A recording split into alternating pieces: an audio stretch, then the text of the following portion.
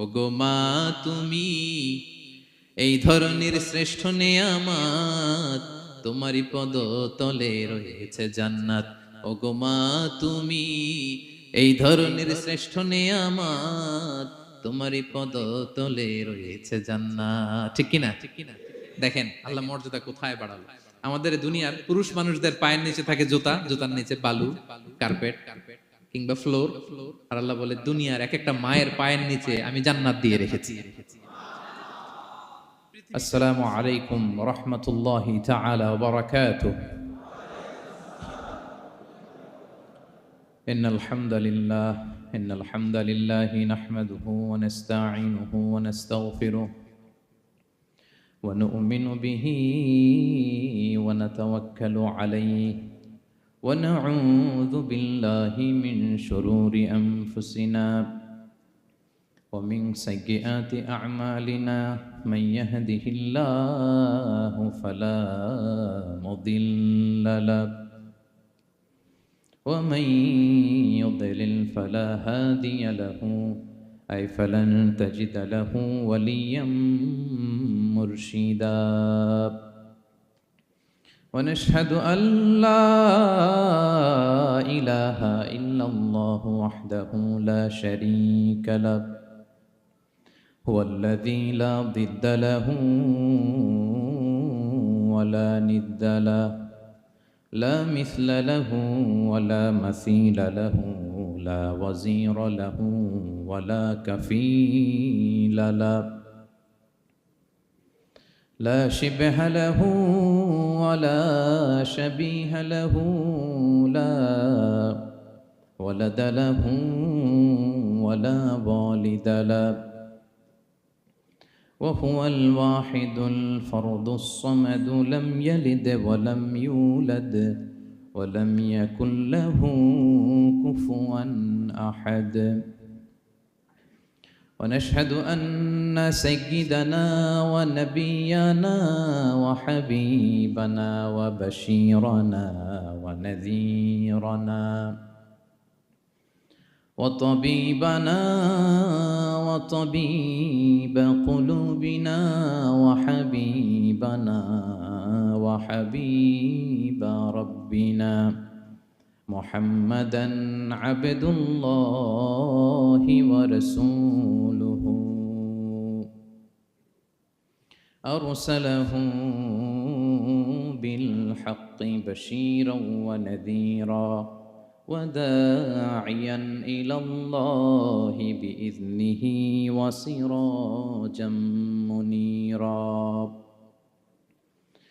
أما بعد فقد قال الله تعالى في كلامه المجيد وفي فرقانه الحميد أعوذ بالله من الشيطان الرجيم بسم الله الرحمن الرحيم ولقد آتينا لقمان الحكمة أن اشكر لله ومن يشكر فإنما يشكر لنفسه ومن كفر فإن الله غني حميد إن الله وملائكته يصلون على النبي يا أيها الذين آمنوا صلوا عليه وسلموا تسليما اللهم صل على سيدنا مولانا محمد وعلى آل سيدنا مولانا محمد সবাই একসাথে পড়ুন اللهم صل على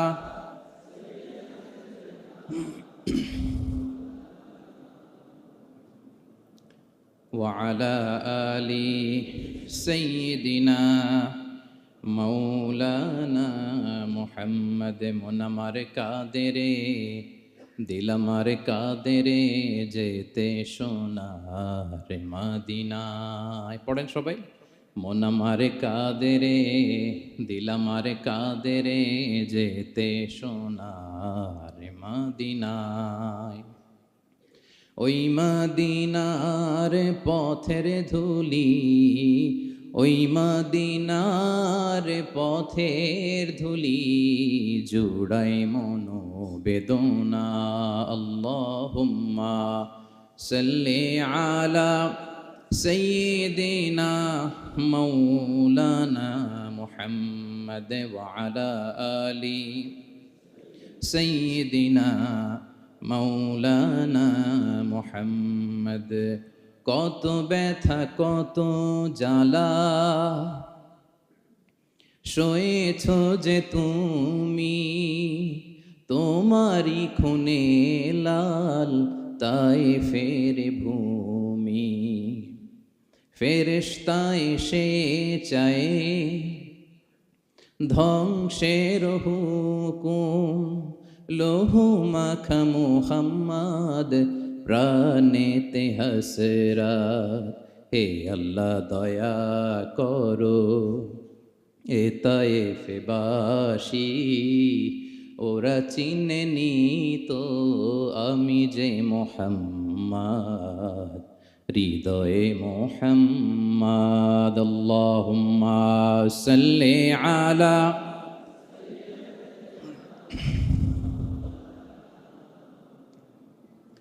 وعلى آل سيدنا مولانا محمد. اللهم صل على محمد وعلى آل محمد كما صليت على إبراهيم وعلى آل إبراهيم إنك حميد مجيد.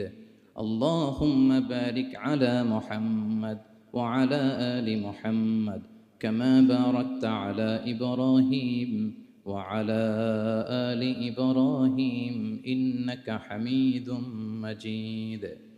সকল প্রশংসার মালিক কে? সকল ক্ষমতার উৎস কে? কেউ যেটা পারে না পারে কে? কেউ যেটা দেখে না দেখে কে? কেউ যেটা শোনে না শোনে কে? সে আল্লাহর আলিশান দরবারে লাখো কোটি শুকর এবং সুজুদ আমরা পড়ে নিচ্ছি কালিমাতুশ শুকর, আলহামদুলিল্লাহ। সবাই একসাথে আওয়াজ করে পড়ুন, রব্বানা লাকাল হামদ হামদান কাসীরান তাইয়্যিবান মুবারাকান ফীহি ইয়া রাব্বি লাকাল হামদু কামা ইয়ানবাগি লিজালালি ওয়াজহিকা ওয়া আযীমি সুলতানিকা। লাকাল হামদু বিল ঈমান, লাকাল হামদু বিল ইসলাম, লাকাল হামদু বিল কুরআন। আল্লাহ রাব্বুল ইজ্জা ওয়াল জালালের দরবারে শুকরিয়া জ্ঞাপনের পাশাপাশি আমি আজকের প্রোগ্রামের যারা অর্গানাইজিং কমিটি, বাংলাদেশি মুসলিম কমিউনিটি, মালয়েশিয়ার উদ্যোগে আজকের যে গ্র্যান্ড সেন্ট্রো বলরুম ক্লাংয়ের এই এরিয়াতে তাফসির মাহফিল 2023 এই যে চমৎকার তাফসিরের হালাকা বা মজলিসের আয়োজন করা হয়েছে, আমি আমার অন্তরের অন্তঃস্থল থেকে বাংলাদেশি মুসলিম কমিউনিটিকে ধন্যবাদ জানাতে চাই। পাশাপাশি আপনারা যারা বিকেল থেকে এসেছেন আপনাদের সবাইকে আমি অন্তরের অন্তঃস্থল থেকে শুভেচ্ছা জানাই, মোবারকবাদ জানাই। আহলান ওয়া সাহলান ওয়া মারহাবান বিকুম ফি হাযাল লিকা আত-তাইয়্যিব আল মুবারক। এই বলরুমের যারা অথরিটি আছেন তাদেরকে শুকরিয়া জানাই, মিডিয়া কর্মীর ভাইদের শুকরিয়া জানাই, আজকের প্রোগ্রামের অ্যাঙ্কর, সংবাদকর্মী ভাইয়েরা, ভলান্টিয়ার্স ভাইয়েরা, সবাইকে অন্তরের অন্তঃস্থল থেকে শুকরিয়া জানিয়ে মহাবিশ্বয় মহাগ্রন্থ আল কুরআন আল কারীম থেকে আমরা তাফসির শুনবো। আমরা সবাই পড়ি ইনশাআল্লাহ। আপনারা সবাই সুস্থ আছেন তো?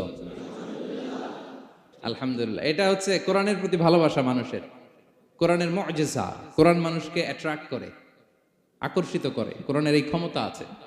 রাসূল সাল্লাল্লাহু আলাইহি ওয়াসাল্লামের কণ্ঠের সুমধুর কোরআনের তেলাওয়াত শুনে অনেক কাফের কালিমা পড়ে মুসলমান হয়ে যেত। আজও কোরআনের তেলাওয়াত শুনে, কোরআনের অর্থ পড়ে, কোরআনের তাফসির পড়ে মানুষ আবেগতাড়িত হয়। এটার ইনফ্লুয়েন্স অনেক আলাদা, এটার ইম্প্যাক্ট আলাদা। তো এই যে দুর্বার আকর্ষণ, এটা কোরআনের আকর্ষণ, ঠিক কিনা? আমরা সব সময়ের জন্য কোরআনের সাথে সুসম্পর্ক বজায় রাখতে পারি। আল্লাহ তুমি তৌফিক দান করো। প্রিয় ভাইরা, আমি সূরাতুল লুকমান থেকে একটি আয়াত তেলাওয়াত করেছি। সূরাতুল লুকমানের দ্বিতীয় রুকুর তাফসির আজকে আমরা শুনবো। কততম রুকুর? এটা কোরআনের 31 নম্বর সূরা। এটা মাক্কি সূরা। সূরাতুল লুকমান কি সূরা? মাক্কি সূরা। কোরআনের 31তম সূরা এবং অনেকগুলো রুকু আছে এই সূরায়। আমরা দ্বিতীয় রুকু থেকে কথা শুনব। বেসিকলি এই দ্বিতীয় রুকুতে সাইয়েদনা লুকমান আলাইহিস সালাম ওনার ছেলেকে কিছু অ্যাডভাইস করেছিলেন, উপদেশ। বাবা হিসেবে আমরা আমাদের ছেলেমেয়েদের অ্যাডভাইস করি না? এই তো উনি ওনার সন্তানকে অ্যাডভাইস করেছিলেন। আর এই অ্যাডভাইসগুলো আল্লাহ তাআলার এত ভালো লেগেছে যে আল্লাহ তাআলা কোরআনের মধ্যে সরাসরি তুলে ধরেছেন। তার মানে আল্লাহ তাআলা বুঝাতে চান আমরাও যেন আমাদের সন্তানদেরকে এই অ্যাডভাইসগুলো করি। এবং আপনি অবাক হবেন, আমরা যখন তাফসিরের ইন ডেপথ তাফসিরে যাব, ভিতরে ঢুকবো, আপনি অবাক হবেন যে 3000 বছর আগের সেই উপদেশমালা কিভাবে মডার্ন টাইমের সাথে এত প্রাসঙ্গিক হতে পারে। আজ থেকে প্রায় 3000 বছর আগের piece of advises, 3000 years back in the history. এত আগের উপদেশ, দেখবেন যে মনে হচ্ছে বর্তমান সময়ের জন্য এই উপদেশগুলো আল্লাহ ধরে ধরে কোরআনে তুলে ধরেছেন। তো এই জন্য আমাদের ছেলে মেয়েদেরকে আমরা কি নসিহত করব, এত দিকে তাকানোর দরকার নেই। বাসায় যে সূরা লুকমান খুলবেন, 31তম সূরা, 12 নম্বর আয়াত থেকে 19 নম্বর আয়াত পর্যন্ত। এই 8টা আয়াত আল্লাহ যা বলেছেন আপনি আর ভাবি মিলে সন্তানদেরকে এটা শোনাবেন।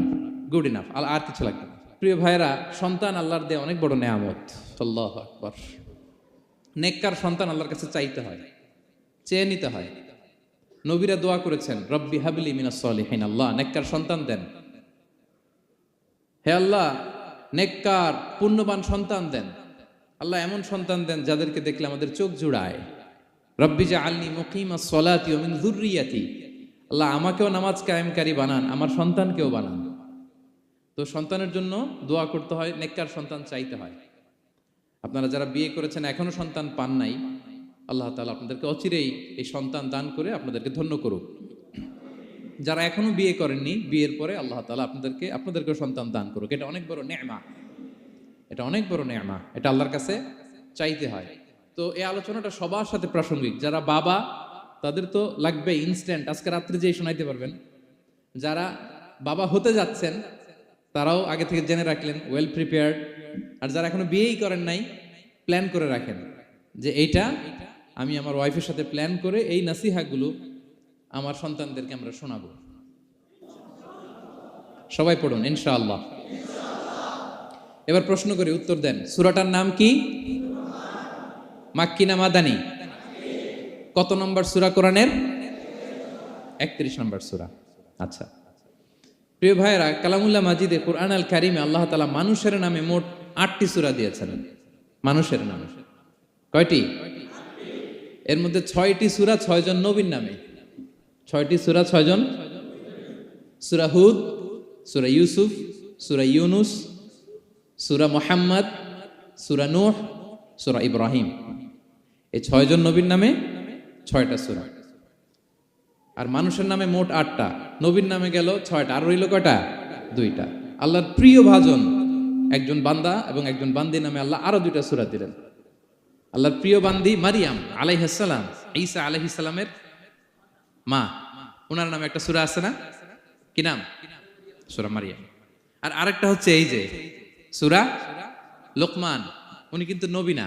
তাহলে আবার বলি, মানুষের নামে আল্লাহ তাআলা কোরআনে কয়টা সূরা দিয়েছেন? 8টি।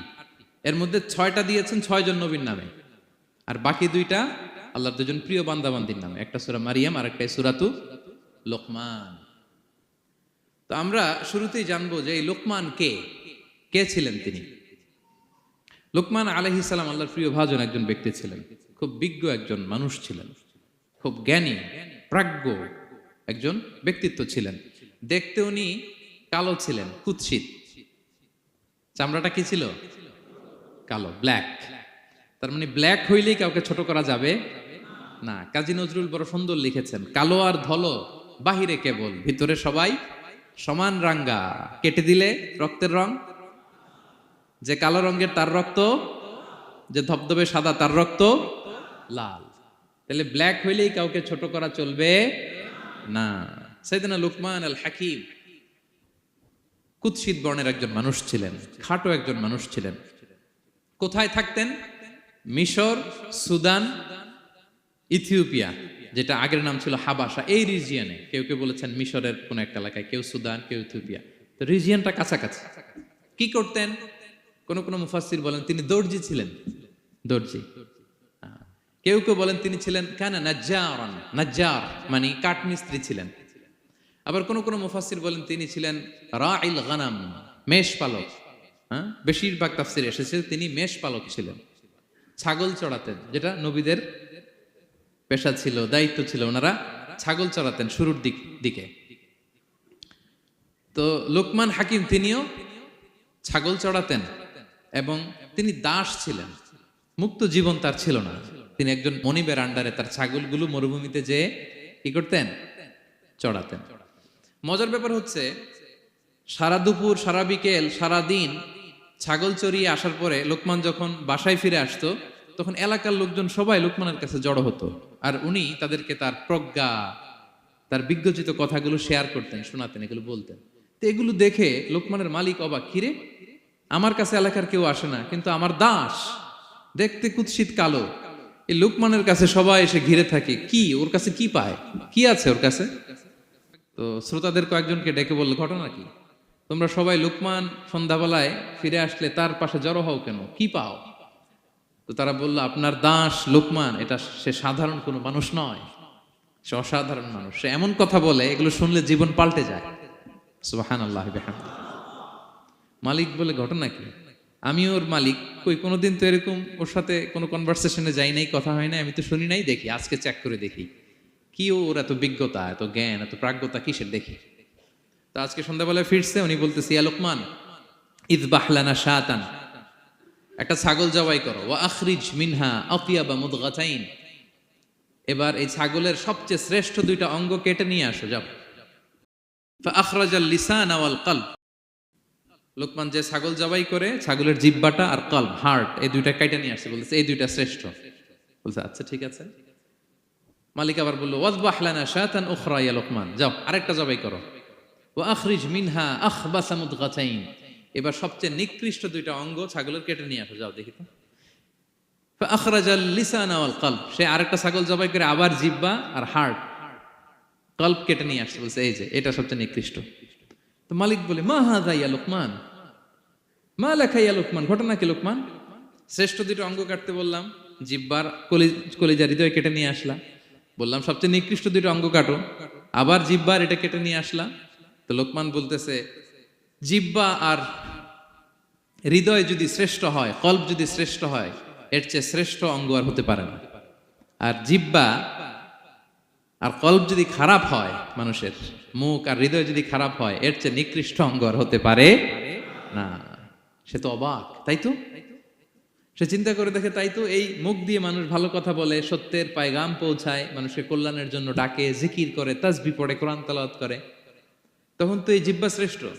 আবার এই জিহ্বা দিয়ে যখন সে সমালোচনা করে, গীবত করে, শেখায়াত করে, অন্যকে গালি দেয়, কটু কথা বলে, তখন তো এই জিহ্বাটাই নিকৃষ্ট, ঠিক কিনা? আবার এই হৃদয় দিয়ে, এখানে সিনায় যখন আল্লাহর জিকির বসায়, এই হৃদয় দিয়ে মানুষের কল্যাণের কথা চিন্তা করে, সত্যের কথা চিন্তা করে, তখন তো এটা সবচেয়ে ভালো। আবার এই হৃদয়ে যদি অন্যের ব্যাপারে হিংসা পুষে রাখে, এই হৃদয়ে যদি সে নিজের ব্যাপারে হাই স্টিম, অহংকার পুষে রাখে, তাইলে হৃদয়ের চেয়ে খারাপ অঙ্গার হতে পারে? মালিক অবাক হয়ে গেল, বলতেছে, তাই তো লোকমান, আসলেই তুমি অনেক প্রাজ্ঞ, অনেক বিজ্ঞ, যাও, তোমাকে আমি আর এই বন্দিত্বের মধ্যে আটকে রাখতে চাই না, তোমাকে আমি এই ভালো কথাগুলো গণমানুষের কাছে পৌঁছে দেওয়ার জন্য আজ থেকে তোমাকে লোকমান আমি আজাদ করে দিলাম। মুক্ত জীবন পেয়ে মুক্ত বিহঙ্গের মতো তিনি উড়ে বেড়াতে লাগলেন, আর মানুষের কাছে তার এই প্রাজ্ঞ বিজ্ঞচিত কথাগুলো তিনি ছড়াতে লাগলেন। তো তিনি তার সন্তানকে ডেকে বলেছিলেন, কিছু উপদেশ দিয়েছিলেন ডেকে, যে বাবা এটা করো, এটা করো, এটা করো, এটা করো না। এই তার সন্তানকে এই উপদেশগুলো তিনি যে দিলেন আল্লাহ তাআলার কাছে এত ভালো লেগেছে, এতই চমৎকার এবং পারফেক্ট মনে হয়েছে, আল্লাহ তাআলা কিয়ামত পর্যন্ত গোটা বিশ্বের সব বাবারা মায়েরা যেন তাদের সন্তানদেরকে এই উপদেশ দিতে পারে, হুবহু লিটারালি ওই কথাগুলো আল্লাহ তাআলা কোরআনের মধ্যে তুলে দিয়েছেন। আজকের সূরা লোকমানের দ্বিতীয় রুকুতে মূলত এই তাফসীরটাই আপনাদেরকে শোনাবো। তো কোন প্লট, কোন স্লট আজকে আলোচনা হবে সবার কাছে ক্লিয়ার? হ্যাঁ, আগ্রহ জাগছে, জানার ব্যাপারে আগ্রহ জাগছে? আচ্ছা, আসুন আমরা মহাবিশ্বের মহাগ্রন্থ আল কোরআন আল কারীম থেকে সরাসরি আলোচনা শুরু করি। আমরা আউযু বিল্লাহ দিয়ে শুরু করি, সবাই পড়ুন আউযু বিল্লাহি মিনাশ শাইতানির রাজীম। বিসমিল্লাহির রহমানির রহিম। ولقد آتينا لقمان الحكمة أن اشكر لله ومن يشكر فإنما يشكر لنفسه ومن كفر فإن الله غني حميد سبحان الله পড়েন। আল্লাহ তাআলা বলছেন ওয়ালাকাদ আতাইনা লুকমানাল হিকমা, আমি লোকমানকে হিকমত দিয়েছি, প্রজ্ঞা দিয়েছি, আর বলেছি আনিশকুর লিল্লাহ, লোকমান আল্লাহ শুকরিয়া করো। ওমাই ইয়াশকুর ফাইন্নামা ইয়াশকুরু লিনাফসি, যে আল্লাহ শুকরিয়া করে সে তার নিজের জন্যই করে, এটা নিজের জন্যই ভালো। ওমান কাফারা ফাইন্নাল্লাহা গানিয়ুন হামিদ, আর যে শুকরিয়া করে না, নাশুকরি করে, অকৃতজ্ঞ হয়, তাহলে জেনে রেখো আল্লাহ তাআলা তিনি গানি, অমুখাপেক্ষী, তিনি হামিদ, সদা প্রশংসিত। সুবহানাল্লাহ পড়েন।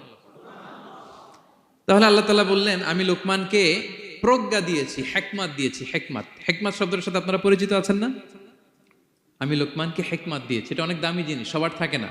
হিকমত জিনিসটা কি?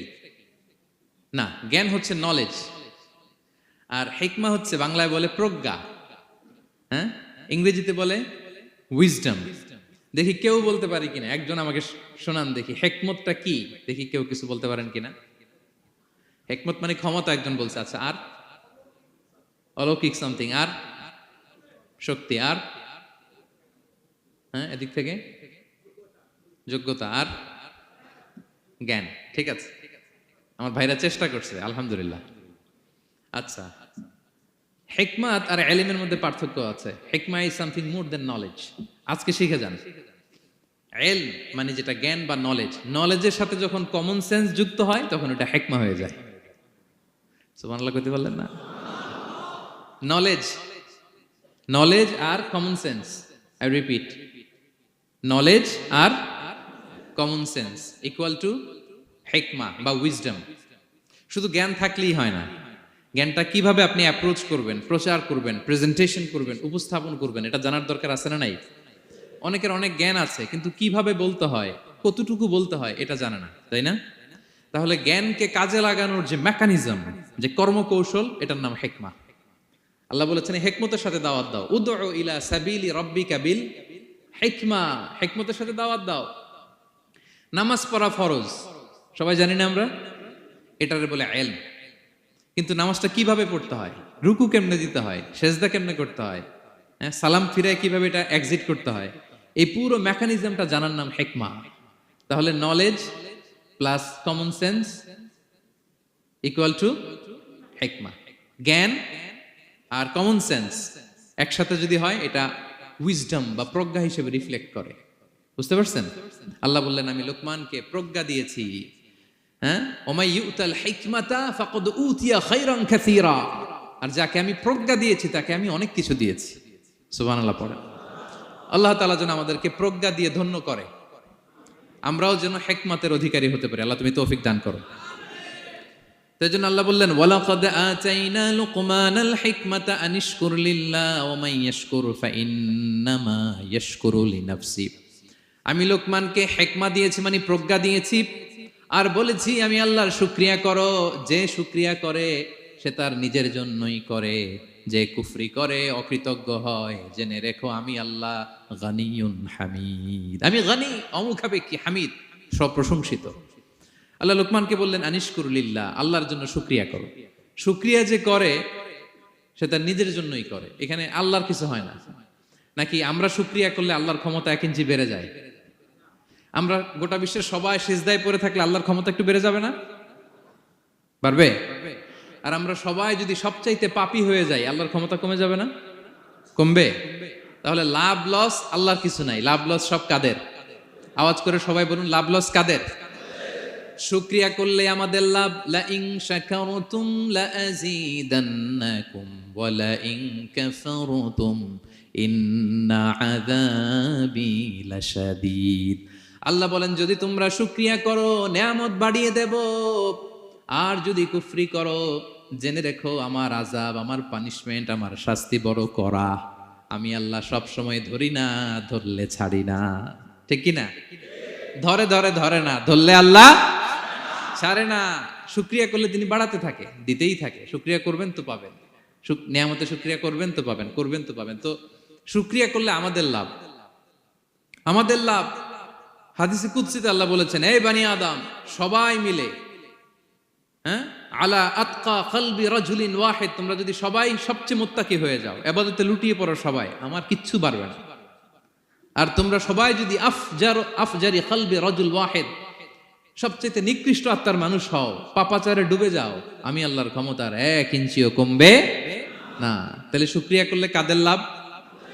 সেটাই আল্লাহ বললেন, শুকরিয়া করলে তোমাদের লাভ। ওমান কাফারা ফা ইন্নাল্লাহা গানিয়্যুন হামিদ। তিনি অমুখাপেক্ষী, অমুখাপেক্ষী, তিনি কারো কাছে ঠেকা না, কিন্তু আমরা তার কাছে ঠেকা। ঠিক কিনা?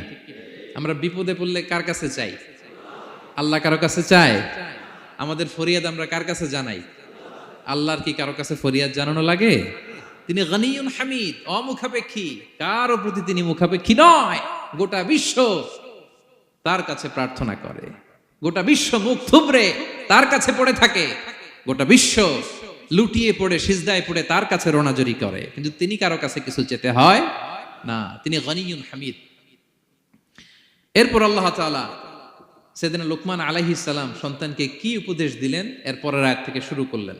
আল্লাহ তাআলা বললেন, ওয়া ইয ক্বালা লুকমানু লিবনিহি ওয়া হুয়া ইয়াইযুহু ইয়া বুনাইয়া লা তুশরিক বিল্লাহ ইন্নাশ শিরকা লাযুলমুন আযীম।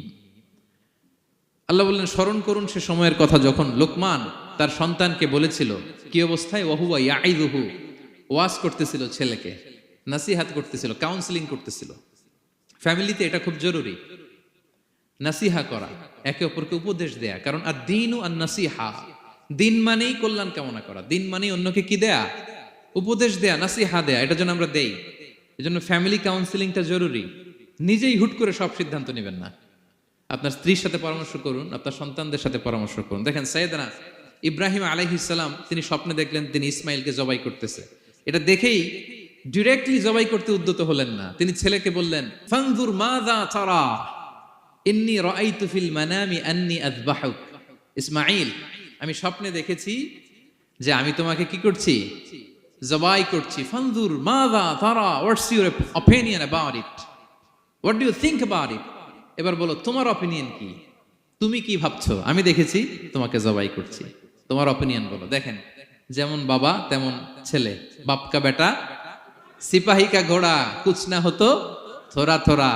সুবহানাল্লাহ বিহামদি। যেমন বাবা তেমন ছেলে। ছেলে বলে, ইয়া আবাতি ফাআল মা তুমার, বাবা আপনি যা দেখেছেন তাই করেন। সাতাজিদুনি ইনশাআল্লাহু মিনাস সাবিরিন, আপনি অচিরে আমাকে ধৈর্যশীলদের অন্তর্ভুক্ত পাবেন। আল্লাহু আকবার। বাবা আপনি ভয় পাবেন না,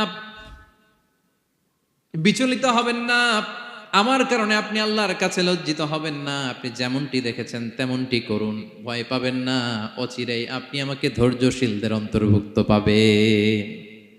যেমন বাবা তেমন ছেলে, ঠিক তেমন রেসপন্স, ঠিক তেমন উত্তর। সাথে সাথে বললেন, বাবা আপনি ভয় পাবেন না, করুন। তো দেখেন, আল্লাহর নবী ইব্রাহিম আলাইহিস সালাম স্বপ্নে যেটা দেখেছেন আল্লাহর পক্ষ থেকে এসেছে। চাইলেই তো ছুরি চালাতে পারতেন, চালিয়েছেন? কি করছেন?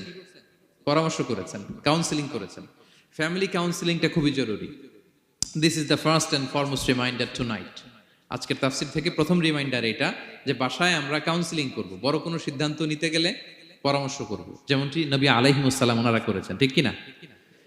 তাহলে সাইয়েদনা লুকমান আলাইহিস সালাম ছেলেকে উপদেশ দিচ্ছেন, আর উপদেশের ভাষা হতে হবে কোমল। দেখেন এখানে আল্লাহ তাআলা যেটা ব্যবহার করেছেন ইয়া বুনাইয়া, যারা আরবি জানেন, বুনাইয়া শব্দটা কিন্তু সাধারণ শব্দ না। হ্যাঁ, ইবনুন থেকে বুনাই মানে খুব আদর করে ছোট্ট বাচ্চাকে আমরা যেটা ডাকি, ও আমার কলিজার টুকরা সন্তান, ও আমার সোনামণি, হ্যাঁ, ও আমার ছোট্ট মণি, ও আমার বাজান, হ্যাঁ, ও আমার আব্বু। আর কি বলেন ছেলেমেয়েদেরকে আপনি?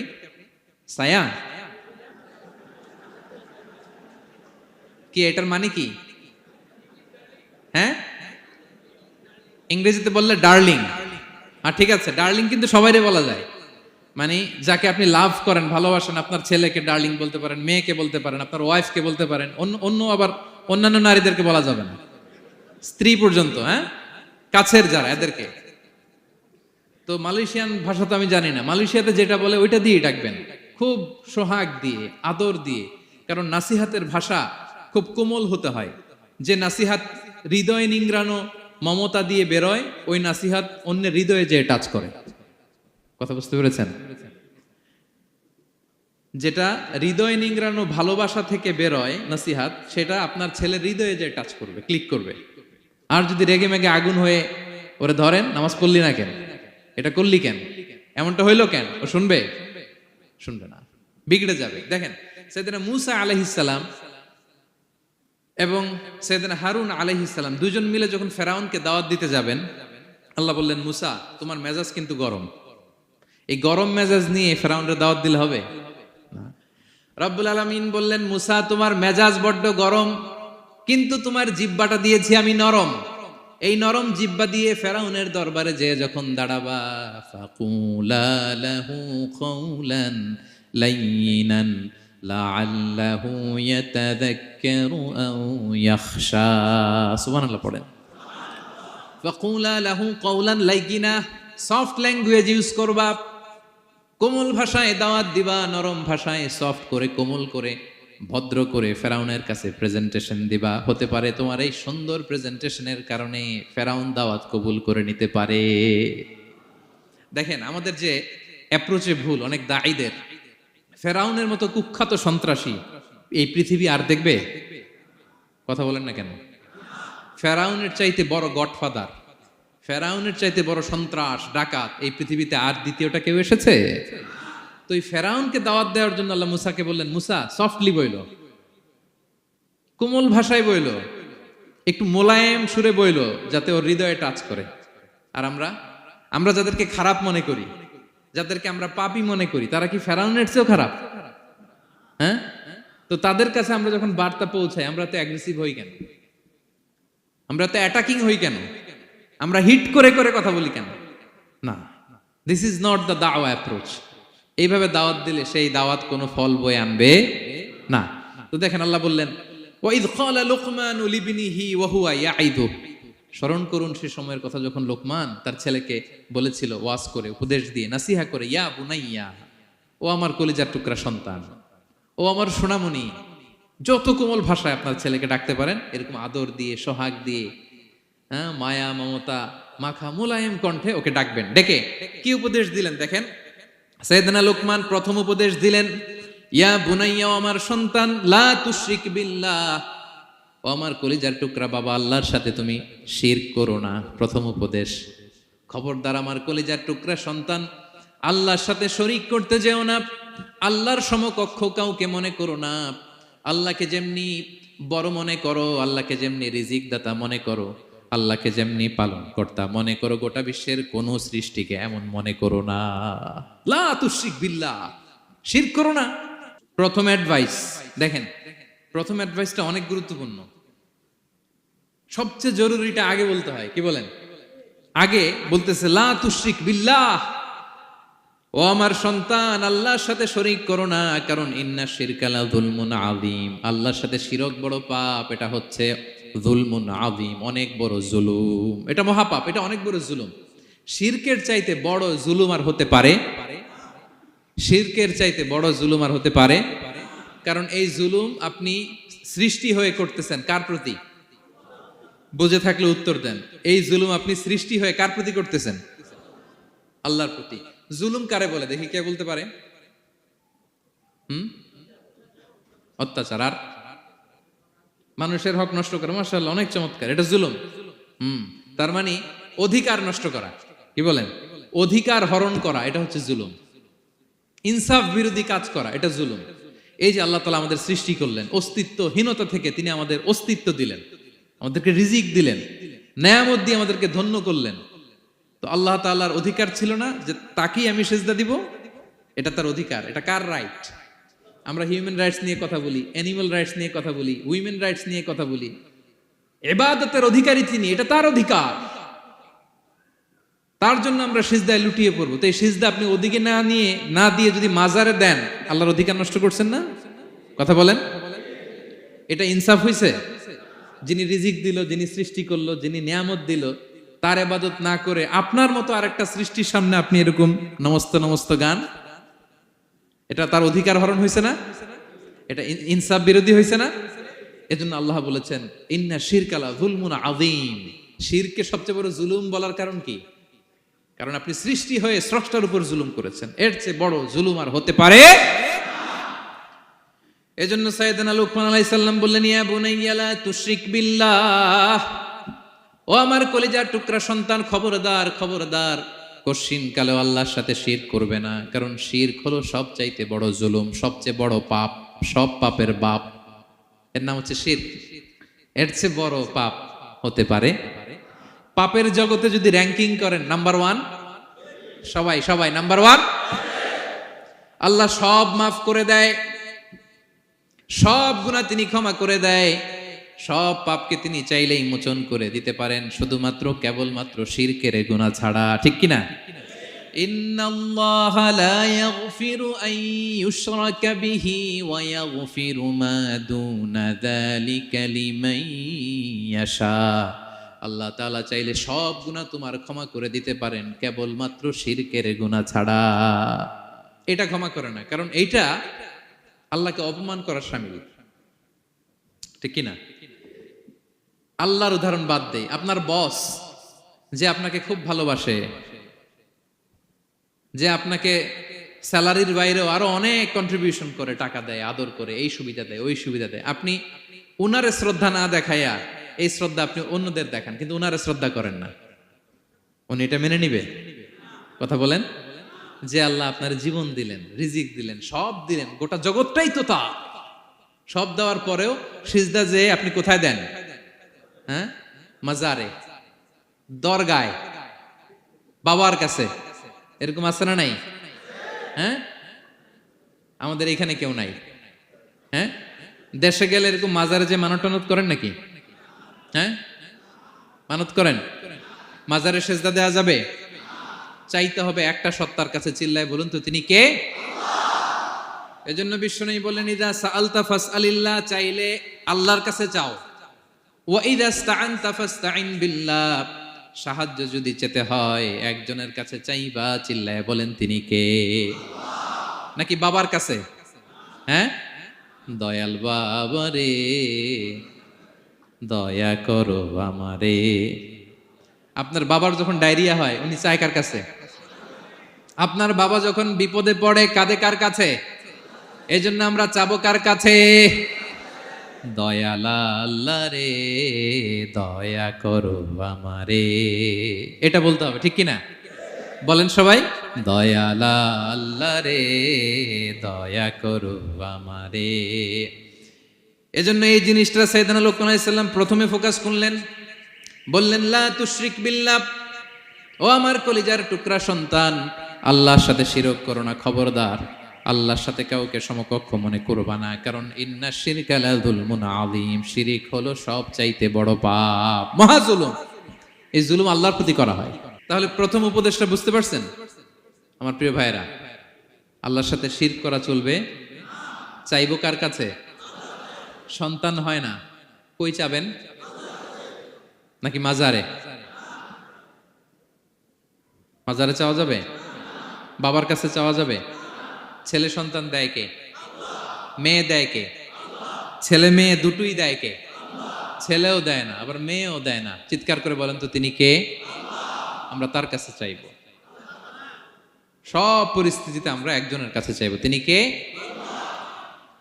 আবার রব্বুল আলামিন বিশ্বনবীকে জানিয়ে দিলেন, ও নবী শোনো শোনো, তোমার আগে সব নবীকে আমি জানিয়ে দিয়েছি, লা ইন আশরাকতা লা ইয়াহবাতান্না আমালুকা ওয়া লা তাকুনান্না মিনাল খাসিরিন। তুমি যদি আল্লাহর সাথে কাউকে শিরক করে ফেলো, তোমার সব আমলগুলো বাতিল হয়ে যাবে, কিয়ামতের ময়দানে তুমি হবা খাসিরিন, ক্ষতিগ্রস্ত, কিছুই থাকবে না। কিয়ামতের ময়দানে তুমি হবা হাই হাই কোম্পানির ম্যানেজার। যদি শিরক করো তোমার আমল বাতিল, খবরদার, কিয়ামতের দিন তুমি হাই হাই করবে, অভাগা দুর্ভাগা হয়ে উঠবে। এজন্য শিরককেও আমরা না বলে দিব। শিরকের সাথে আমাদের কোনো সম্পর্ক আছে? জোরে বলেন। গুরুত্বপূর্ণ পয়েন্ট, এজন্য ছেলেকে আগে বললো, বাবা খবরদার শিরক করো না।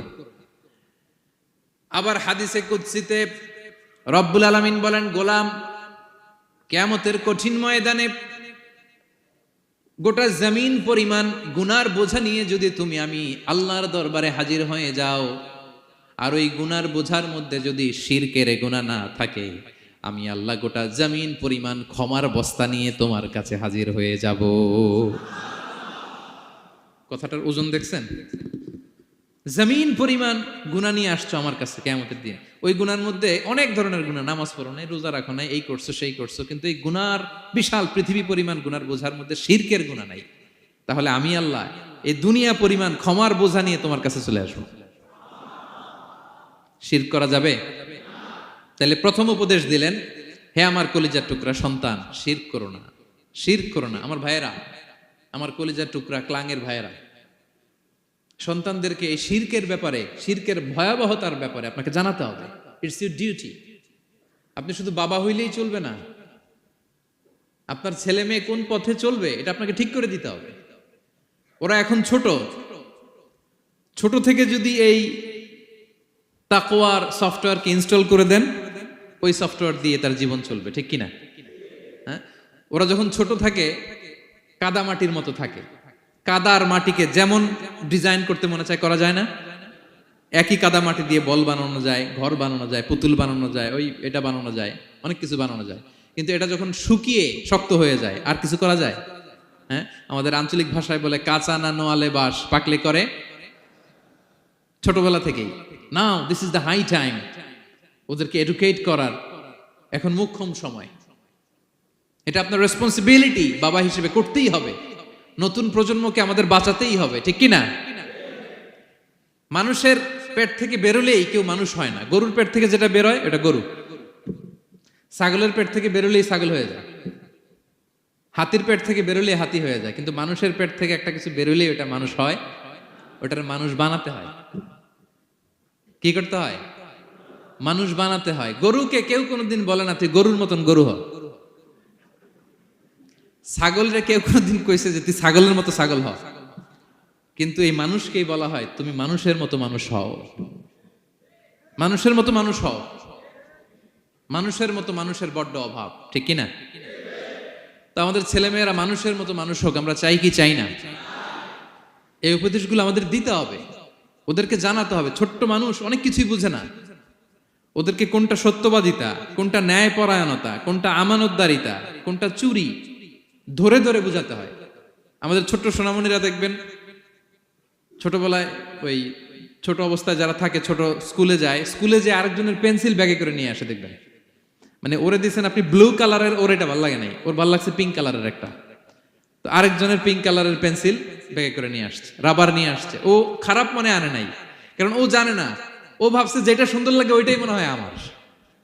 কিন্তু অন্যের জিনিস যে না বলে নিয়ে আসলে এটারে চুরি বলে, ওইটা জানেই না। তো এগুলো ওদেরকে জানানোর, শিখানোর দরকার আছে না নাই? দায়িত্বটা কার? বাবা মায়ের। আমার প্রিয় ভাইয়েরা, সন্তানদেরকে যেন আমরা গাইড করি, ইনস্ট্রাক্ট করি, আমরা যেন ওদেরকে শিখাই কোনটা সত্য কোনটা মিথ্যা। এখন তো এই যে সোশ্যাল মিডিয়ার যুগ, এটা ছাড়া খেতেই চায় না, তাই না? ঘুমাতেই চায় না। সে কি দেখে এটা আপনার জানতে হবে। সে কোথায় যায়, সে কার সাথে মেশে, সে কোন সাইটগুলো ব্রাউজ করে, এটা বাবা হিসেবে জানার দরকার আছে না নাই? প্যারেন্টিং কন্ট্রোলের একটা ব্যবস্থাপনা আছে, আপনি কন্ট্রোল করে দিতে পারবেন। আপনি সাইন করে দিবেন ইউটিউবে আপনার জিমেল দিয়ে, ও কি দেখে আপনি সব চেক করতে পারবেন হিস্ট্রিতে। যুগ যেমন, ওই যুগের মেডিসিনও তেমন। ওইভাবে আপনাকে নিয়ন্ত্রণ করতে হবে, কারণ এই যুগে আমাদের তরুণ শিশু কিশোররা এত এত চ্যালেঞ্জের সম্মুখীন হচ্ছে যেটা আগে কখনো হয় নাই। The world is changing so fast, it's very difficult to handle our teenagers. ওদের প্রশ্ন শুনলে আপনি অবাক হয়ে যাবেন। আমি উত্তর দিতে পারি না মাঝে মাঝে।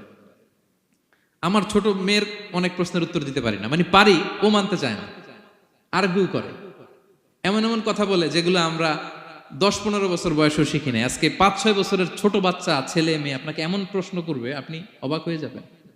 এই জন্য ছোটবেলা থেকেই ওদের মন মস্তিষ্কের ভেতরে এই ইসলামের শিক্ষাটা ঢুকাই দিতে হবে আমার ভাইয়েরা। ইসলাম সেটাই চায় যে এইমাত্র জন্মগ্রহণ করছে যে বাচ্চাটা, নবজাতক, নিউ বর্ন বেবি, ওর আমল নামা শুরু হয়েছে? সবাই বলেন, এইমাত্র ভূমিষ্ঠ একটা বাচ্চার আমল নামা শুরু হয়েছে? তারপরে ইসলাম বলে ওর কানের সামনে আল্লাহু আকবার বলে আল্লাহর নামটা ঢুকিয়ে দাও। এখনো আমল নামা শুরু হয় নাই, এখনো ভালো খারাপের কিছুই হয় নাই, তারপরও আল্লাহ বলে দুনিয়াতে আসার সাথে সাথে আজান দিয়ে ইসলামের কথাটা কানের ভেতরে ঢুকায়া দাও। আমাদের দায়িত্ব হচ্ছে ওদেরকে এডুকেট করা। 1 নাম্বার উপদেশ তিনি দিলেন, লা তুশরিক বিল্লাহ, শিরক করো না, শিরক মহাপাপ। এই পয়েন্টটা বুঝতে পারছেন সবাই? উনি বেসিক্যালি ওনার সন্তানকে 9টা উপদেশ দিয়েছিলেন। কয়টা? সবাই বলুন, 9টা। এরপর আল্লাহ তাআলা আরেকটা এক্সট্রা উপদেশ দিয়ে দিয়েছেন, 9 আর 1 মিলে তিলকা আশারাতুন কামিলা, একেবারে ফাইনাল, 10টা হয়ে গেছে, পরিপূর্ণ। তো শিরকের ব্যাপারে সতর্ক করার সাথে সাথে আল্লাহ তাআলা নিজ থেকে একটা উপদেশ দিলেন। আল্লাহ তাআলা কি বললেন? রব্বুল আলামিন বললেন, ওয়াসাইনাল ইনসানা বিওয়ালিদাইহি হামালাতহু উম্মুহু ওয়াহানান আলা ওয়াহান ওয়া ফিসালুহু ফি আমাইনি আনিশকুর লি ওয়া লিওয়ালিদাইকা ইলাইয়াল মাসির। সুবহানাল্লাহ পড়ে।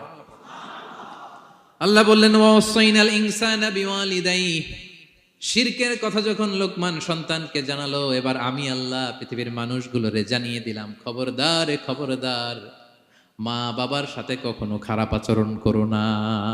ওয়াসাইনাল ইনসান, মানুষকে আমি ওসিয়ত করলাম, রেকমেন্ড করলাম, ভার্ডিক্ট জারি করে দিলাম, বিওয়ালিদাই, মা বাবার ব্যাপারে তাদের সাথে সদাচরণ করবে। মা বাবার সাথে খারাপ আচরণ করা যাবে। জান্নাতে একটা দরজা আছে, নাম আল আব, বাবা, আর একটা আল মা।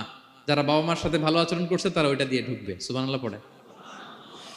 এক লোক বললেন, ইয়া রাসূলুল্লাহ, আমার মাকে কাঁধে করে কাবার চারদিকে ঘুরিয়েছি, তাওয়াফ করিয়েছি, প্রচন্ড রোদের মধ্যে আমার মাকে কাঁধে করে কাবার চারদিকে লাব্বাইক লাব্বাইক বলে অনেকবার ঘুরিয়েছি। ইয়া রাসূলুল্লাহ, আপনি আমাকে বলে দেন, ছোটবেলা যখন আমি আমার মায়ের বুকের দুধ খেয়েছি ওই দুধের শোধটুকু আদায় হয়েছে কিনা? বিষ্ণুই বললেন, কি প্রশ্ন করলা তুমি? লাউ কাতাতা জিলদাক, তুমি যদি তোমার গায়ের চামড়া কেটে জুতা বানিয়ে দাও, চামড়াটা কেটে শুকিয়ে যদি জুতা বানিয়ে তোমার মায়ের পায়ের নিচে দিয়ে দাও, ছোটবেলায় মায়ের বুকের যে দুধ খেয়েছো, একটা দুধের 1 ঢোক দুধ খাওয়ার শোধ আদায় হবে না। 1 ঢোক যে দুধ খাইছো ওইটারই শোধ আদায় হবে না। খবরদার খবরদার, বাবা মার ব্যাপারে সাবধান। বিশেষ করে মায়ের সাথে, দুজনের কথাই আল্লাহ প্রথমে বললেন, এরপরে বললেন বিশেষ করে মায়ের সাথে, কারণ হামালাতহু উম্মুহু, বাবা তোমারে পেটে ধরে নাই, পেটে ধরেছে কে? ওয়াহানান আলা ওয়াহান, 10 মাস 10 দিন বোঝার পরের বোঝা, যন্ত্রণার পরে যন্ত্রণা বাবা সহ্য করে নাই, করেছে কে? এত বড় একটা পেট হয়ে গেছিল, জানেন তো? হ্যাঁ, আল্লাহ। এই পেটটা নিয়ে বারবার কিচেনে যাওয়া লাগছে, এটা নিয়ে টয়লেট করে, এটা নিয়ে গোসল করে, ঘুমাতে পারে না, শুইলে উঠতে পারে না, উঠলে বসতে পারে না। 1 দিন 2 দিন, 1 সপ্তাহ 2 সপ্তাহ, 10 মাস 10 দিন আমার মাকে এই কষ্ট দিয়েছি। মায়ের কলিজার মাঝখানে লাথি মেরে দুনিয়াতে এসেছে।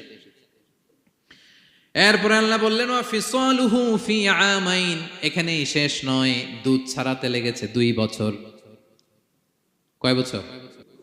ওগো মা, তুমি এই ধরনের শ্রেষ্ঠ নেয়ামত, তোমারই পদ তলে রয়েছে জান্নাত। ওগো মা, তুমি এই ধরনের শ্রেষ্ঠ নেয়ামত, তোমারই পদ তলে রয়েছে জান্নাত। ঠিক কিনা? দেখেন আল্লাহ মর্যাদা কোথায় বাড়ালো। আমাদের দুনিয়ার পুরুষ মানুষদের পায়ের নিচে থাকে জুতা, জুতার নিচে বালু, কার্পেট, কিংবা ফ্লোর, আর আল্লাহ বলে দুনিয়ার এক একটা মায়ের পায়ের নিচে আমি জান্নাত দিয়ে রেখেছি। এই পৃথিবীটারে 100 বার বিক্রি করলে জান্নাতের একটা চেয়ারের দাম হবে? বুঝে শুনে উত্তর দিবেন। এই পৃথিবীটাকে, পৃথিবীর যে সম্পদ, এটা এস্টিমেশন করে, হ্যাঁ, 1000 বার বিক্রি করলে যে দামটা হবে, ওই দাম দিয়ে জান্নাতের একটা চেয়ারের দাম হবে? এই পৃথিবীরে 10,000 কোটি বার বিক্রি করলে যেই অ্যাসেট হবে, যে অ্যামাউন্ট হবে, ভ্যালিউ হবে, ওই দাম দিয়ে জান্নাতের একটা টেবিলের দাম হবে? আর যেই জান্নাত, পুরো জান্নাতটা মায়ের পায়ের নিচে পড়ে আছে, ওই পা দুইটার দাম কত? সুবহানাল্লাহ পড়বেন না? মা বাবার দোয়া অনেক বড় দোয়া। কখনো যেন আমরা বেয়াদবি না করি, কখনো যেন তাদের মনে কষ্ট না দেই, সবসময় যেন তাদের কাছ থেকে দোয়া নেই। পারা যাবে? এটা আল্লাহ তাআলা ঢুকিয়ে দিলেন। তাহলে সাইয়েদনা লোকমান প্রথমে বলল, বাবা শিরক করো না। এরপরে রব্বুল আলামিন বললেন, শিরকের পরে তোমাদের সবচাইতে বড় দায়িত্ব যে বাবা মা তোমাদের জন্য এত কষ্ট করেছে, তাদের সাথে খারাপ আচরণ করো না। দুইটা হয়ে গেল। কয়টা? আওয়াজ করে বলেন কয়টা? 3 নম্বরে সাইয়েদনা লোকমান আলাইহিস সালাম ছেলেকে বললেন, ইয়া বুনাইয়া ইন্নাহা ইন তাকু মিসকালা হাববাতিন মিন খারদালিন ফাতাকুম ফি সখরাতিন আও ফিস সামাওয়াতি আও ফিল আরদি ইয়াতি বিহাল্লাহ ইন্নাল্লাহা লাতীফুন খাবীর। 3 নম্বরে সাইয়েদনা লোকমান বললেন, বাবা সরিষার দানা পরিমাণ কোনো ভালো কাজ যদি তুমি করো কিংবা খারাপ কাজ যদি তুমি করো, সেটা যদি মাউন্ট এভারেস্টের উপরে উঠে করো, কোনো খারাপ কাজ, আও ফিস সামাওয়াতি মহাশূন্যে যে যদি করো, আও ফিল আরদে জমিনের অতল গহ্বরে কোনো সুড়ঙ্গ বানিয়ে সেখানেও যে যদি কোনো পাপ করো, ইয়াতি বিহাল্লাহ সেটাও আল্লাহ নিয়ে আসবে। কোনো পাপ বা কোনো ভালো কাজ আকাশে উঠে, পাহাড়ে উঠে কিংবা সুড়ঙ্গ করে জমিনের ভিতরে ঢুকেও যদি করো, কিয়ামতের দিন আমলনামায় সেটা দেখতে পাবে। সুবহানাল্লাহ পড়বেন না? কারণ ইন্নাল্লাহা লাতীফুন খাবীর, তিনি হলেন লাতীফ সূক্ষ্মদর্শী। যত ছোট কাজই করো না কেন, তার চোখে ফাঁকি দেয়া যায়? তার মানে 3 নাম্বার উপদেশে সাইয়েদনা লোকমান তার ছেলেকে আল্লাহর শক্তি, আল্লাহর ক্ষমতার ব্যাপারে একটা ধারণা দিচ্ছেন। নিজের ছেলেকে তার রবকে চিনাইতে হবে। আমাদের রবকে আমাদের চিনার দরকার আছে না নাই? ছেলেকে বোঝাবেন, বাবা ওই যে তুমি মসজিদে আমার সাথে যে সেজদা দাও, কারে দাও জানো? তিনি কত বড়, তিনি কত বিশাল ক্ষমতার অধিকারী। তুমি সামান্য কোনো ভালো কাজ কিংবা খারাপ কাজ, এটা যদি মহাশূন্যে উঠেও করো, পাহাড়ের চূড়ায় গিয়েও যদি করো, জমিনকে ফেড়ে সুড়ঙ্গের ভেতরে ঢুকেও যদি করো, তার চোখকে কশিনকালেও ফাঁকি দেয়া যাবে। তার মানে 3 নম্বরে আল্লাহর ধারণার ব্যাপারে, শক্তির ব্যাপারে, ক্ষমতার ব্যাপারে, আল্লাহ তাআলার অথরিটির ব্যাপারে, ক্যাপাসিটির ব্যাপারে একটা স্বচ্ছ ধারণা দিয়ে দিল। তুমি জানো নাকি কোন রবের ইবাদত তুমি করো? গোটা দুনিয়ার সবার চোখকে ফাঁকি দেয়া গেল, আল্লাহর চোখকে কশিনকালেও ফাঁকি দেয়া যায় না। ঠিক কি না? এই পৃথিবীতে সবার চোখকে ফাঁকি দেয়া যায় কি যায় না? পুলিশের চোখ, সিকিউরিটির চোখ, বিমানবন্দরে কাস্টমস অফিসারের যে অফিসার থাকে তাদের চোখ, বিভিন্ন জায়গায় বড় বড় যে সিসি ক্যামেরা থাকে, এগুলো ফাঁকি দেয়া যায়। ফাঁকি দেয়া যায় না একজনের চোখ। আওয়াজ করে বলুন তো, তিনি কে? ফাঁকি দেওয়া যায়? আচ্ছা বলেন, এই ছোটবেলা থেকেই এই সেন্সেশন, এই অনুভূতি যদি, এই অনুভূতির সফটওয়্যার যদি আপনার ছেলের মাথায় ঢুকায় দেন, এই ছেলে কোনোদিন দুর্নীতি করবে? খাদ্যে ভেজাল দিবে? মাছে ফরমালিন দিবে? প্রতিবেশীকে কষ্ট দিবে? অনিয়ম করবে? অন্যের অধিকার হরণ করবে না। এজন্য ছোটবেলা থেকেই তার রবকে চিনায় দিতে হবে, রবকে চিনায় দিতে হবে। 3 নম্বরে ছেলেকে তিনি বললেন, বাবা অতি ক্ষুদ্র ভালো কাজ কিংবা খারাপ কাজ যেখানেই করো না কেন, কিয়ামতের দিন সেটা তুমি দেখবা। তার মানে তখন থেকে সে বুঝবে, আমি যাই করি না কেন, ভালো করলে এটার একটা প্রতিদান, একটা রিওয়ার্ড আমি পাবো, ঠিক না? আর খারাপ যদি করি, এটার শাস্তি আমাকে ভোগ করতেই হবে। আল্লাহর সুপ্রিম কোর্টের কাঠগড়ায় আমাকে দাঁড়াতেই হবে। নিক্তি পাল্লা, মাওয়াজিন আল কিসত, ন্যায়ের মানদণ্ড আল্লাহ সেদিন স্থাপন করবেন। আমরা যেটা মিজানের পাল্লা বলি, এটা মূলত ন্যায়ের মানদণ্ড। সামান্য ক্ষুদ্রাতি ক্ষুদ্র জিনিস দিলেও ওইখানে টের পাওয়া যায়। সুবহানাল্লাহ পড়েন। আচ্ছা, আমরা যে চাল কিনি, ডাল কিনি, ধরেন 10 কেজি চালের একটা বস্তা কিনছি, দেখবেন যে অনেক সময় মাপটা একুরেট হয় না। 10 কেজির চেয়ে হয়তো একটু বেশি অথবা হয়তো একটু কম, এরকম হয় না অনেক সময়? 5 কেজি কিনছেন এক দোকান থেকে, আরেক জায়গায় যে ভালোভাবে মাপ দিয়ে দেখবেন যে একটু বেশি হয়েছে অথবা একটু কম হয়েছে, ঠিক কিনা? আল্লাহ যে মিজানের পাল্লা সেদিন বসাবেন, ওইখানেও তো এরকম হবে। হ্যাঁ, কেমন হবে? فمن يعمل مثقال ذرة خيرا يره পড়ুন, ومن يعمل مثقال ذرة شرا يره। ক্ষুদ্রাতি ক্ষুদ্র জাররা তথা অনুপরিমাণ ভালো যদি করো, সেটাও সেদিন নিক্তি পাল্লায়, মিজানের দাড়ি পাল্লায় দেখতে পাবা। ক্ষুদ্রাতি ক্ষুদ্র খারাপও যদি করো, সেদিনও মিজানের পাল্লায় সেটা তুলে দিবে কে? জাররা মানে খুবই ক্ষুদ্র। কতটুকু ক্ষুদ্র আমি উদাহরণ দিয়ে বুঝাই। শীতের সকালে টিনের ঘরে যারা কোনোদিন থেকেছেন, এখানে তো শীত নাই, মালয়েশিয়াতে সারা বছর গরম। শীতের সিজনের কথা মনে আছে তো আপনাদের? না মালয়েশিয়ায় থাইকা সব ভুলে গেছেন? শীতকাল শীতকাল মনে আছে? হ্যাঁ, শীতের সকালে টিনের ঘরে যদি কখনো থাকেন, দেখবেন যে টিনের ঘরে ছিদ্র থাকে, ওই ছিদ্র দিয়ে সূর্যের আলো ঢুকে, রশ্মি। মনে পড়ছে? শীতের সকাল, টিনের ছিদ্র দিয়ে দেখবেন চিকন একটা সূর্যের রশ্মি ঢুকছে। ওইটার কাছে গেলে দেখা যায় সামান্য ধুলাবালি, কেমন যেন ডাস্ট উড়ে এটার মধ্যে। অন্যদিকে কিন্তু দেখা যায় না, এদিকে নাই, কিন্তু ওই ছিদ্রটার কাছে গেলে দেখা যায় আলো যেদিক থেকে পড়ছে নিচ পর্যন্ত পুরোটার মধ্যে ধুলিকণা। আসলে ধুলিকণা কি শুধু এদিকেই না পুরা ঘরেই? পুরা ঘরেই আছে, ওইদিকে আলো পড়ছে, ওইটা দেখা যায়। ওই যে ছোট্ট সূর্য রশ্মির মধ্যে কাছে গেলে যে ছোট্ট ছোট্ট ধুলিকণা দেখা যায়, ওইটার নাম হচ্ছে যাররা। যাররা, ফামান ইয়ামাল মিসকালা যাররাতিন খাইরান ইয়ারা। এই ধুলিকণার ডাস্টের যাররা পরিমাণ ভালো করলে সেটাও দেখতে পাবা, আবার যাররা পরিমাণ খারাপ করলে সেদিন কিয়ামতের ময়দানে মিজানের পাল্লায় সেটাও দেখতে পাবা। পড়েন সুবহানাল্লাহ। তার মানে 3 নম্বরে ছেলেকে আল্লাহর শক্তি আর সম্ভাবনা সম্পর্কে সতর্ক করলেন, জানান দিয়ে বললেন, বাবা যেটাই করো না কেন, সবার চোখকে ফাঁকি দেওয়া যায় না, একজনের চোখ, তিনি কে? কয়টা গেল উপদেশ?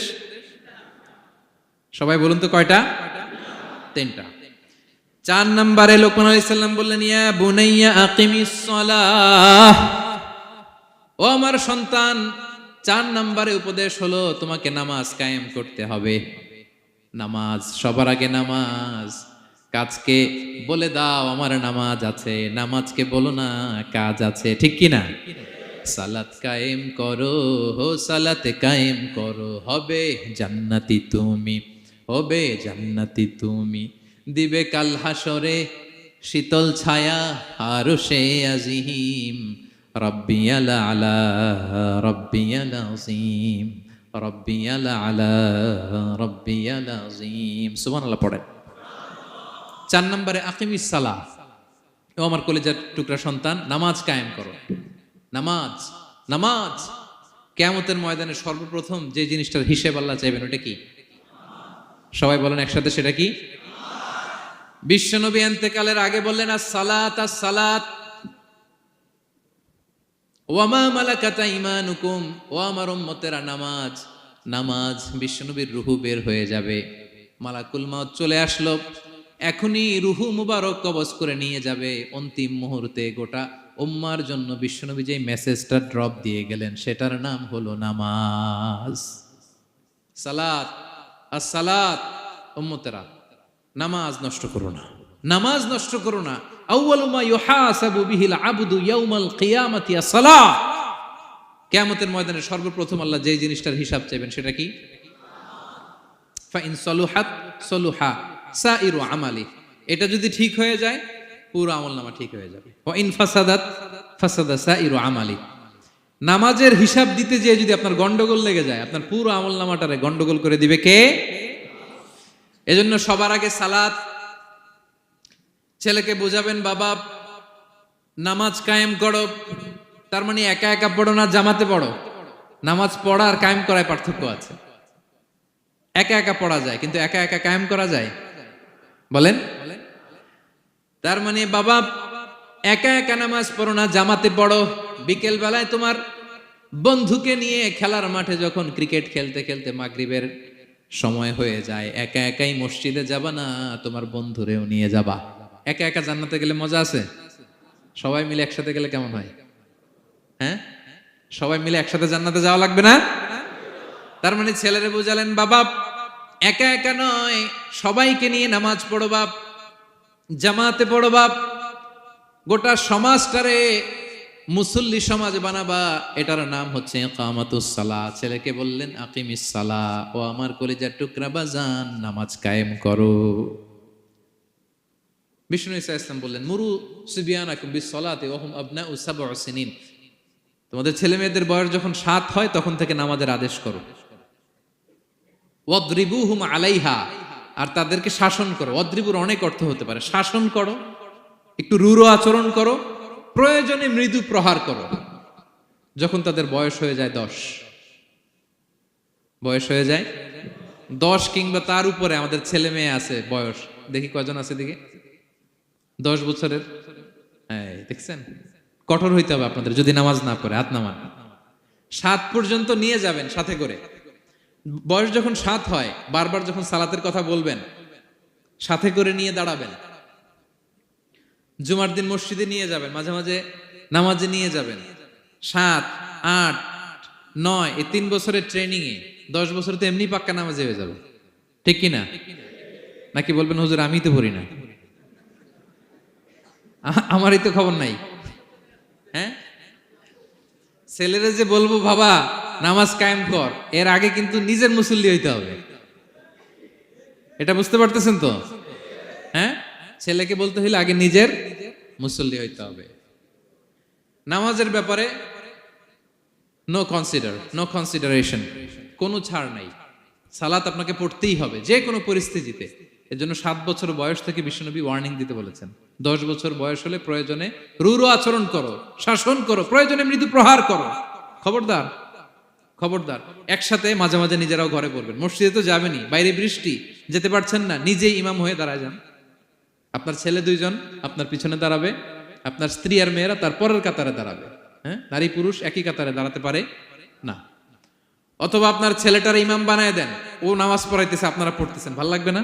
এ family that prays together stays together, ইংরেজিতে একটা কথা বলে, a family that prays together stays together. যে ফ্যামিলি একসাথে নামাজ পড়ে, এই ফ্যামিলি একসাথে টিকে থাকে শান্তিতে অনেক দিন, ঠিক কিনা?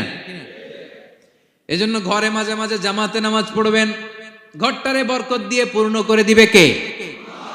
এজন্য সাইয়েদনা লোকমান বললেন আকিমিস সালাহ, আমার কলিজার টুকরা সন্তান নামাজ, নামাজ নষ্ট করো না, নামাজ নষ্ট করো না। অনেক ফ্যামিলি আছে, অনেক ফ্যামিলি নিজেও নামাজি, ছেলে মেয়েদেরকেও নামাজের কথা বলে, পড়ায়। জোহর পড়তে দেয়, আসর পড়তে দেয়, মাগরিব পড়তে দেয়, এশা পড়তে দেয়, ফজর পড়তে দেয় না। ফজর নিয়ে টেনশন নাই, কেন? বলতেছে ঘুমায় হুজুর। কি করে? আমার কলিজার টুকরা সন্তান ঘুমায় হুজুর। কাঁচা ঘুম কেমনে ভাঙাই? আচ্ছা, ফজরের সময় যদি আপনাদের কন্ডোমিনিয়ামে আগুন লাগে কি করবেন? ফজরের সময় লাগছে আগুন, আরেকটু ঘুমাক, কাঁচা ঘুম। হ্যাঁ বলবেন, বলবেন, কথা বুঝে নাই বোধহয়। যে বাবা মারা মনে করে সকালে কিভাবে ডাকি, উঠতে চায় না হুজুর, কাঁচা ঘুম, কষ্ট হয়ে যায়। ফজরের সময় যদি আগুন লেগে যায় আপনার ঘরে কি করবেন? আরেকটু ঘুমাক, কাঁচা ঘুম। দুনিয়ার আগুন থেকে নিজের সন্তানকে বাঁচানোর জন্য যেমনি ডেকে উঠান, দুনিয়ার আগুন থেকে রক্ষা করার জন্য যেমনি ডাকেন, উঠায় নিয়ে আসেন, জাহান্নামের কঠিন আগুন থেকে বাঁচানোর জন্য ফজরের সময়ও ডাকার দরকার আছে না নাই? দুনিয়ার আগুনের চেয়ে কমপক্ষে 70 গুণ বেশি তেজওয়ালা। হ্যাঁ, বিষ্ণু বলেন নারুকুম তুকিদুন, যে আগুন দিয়ে কিচেনে রান্না করো, জাহান্নামের আগুন কিন্তু এই আগুন নয়।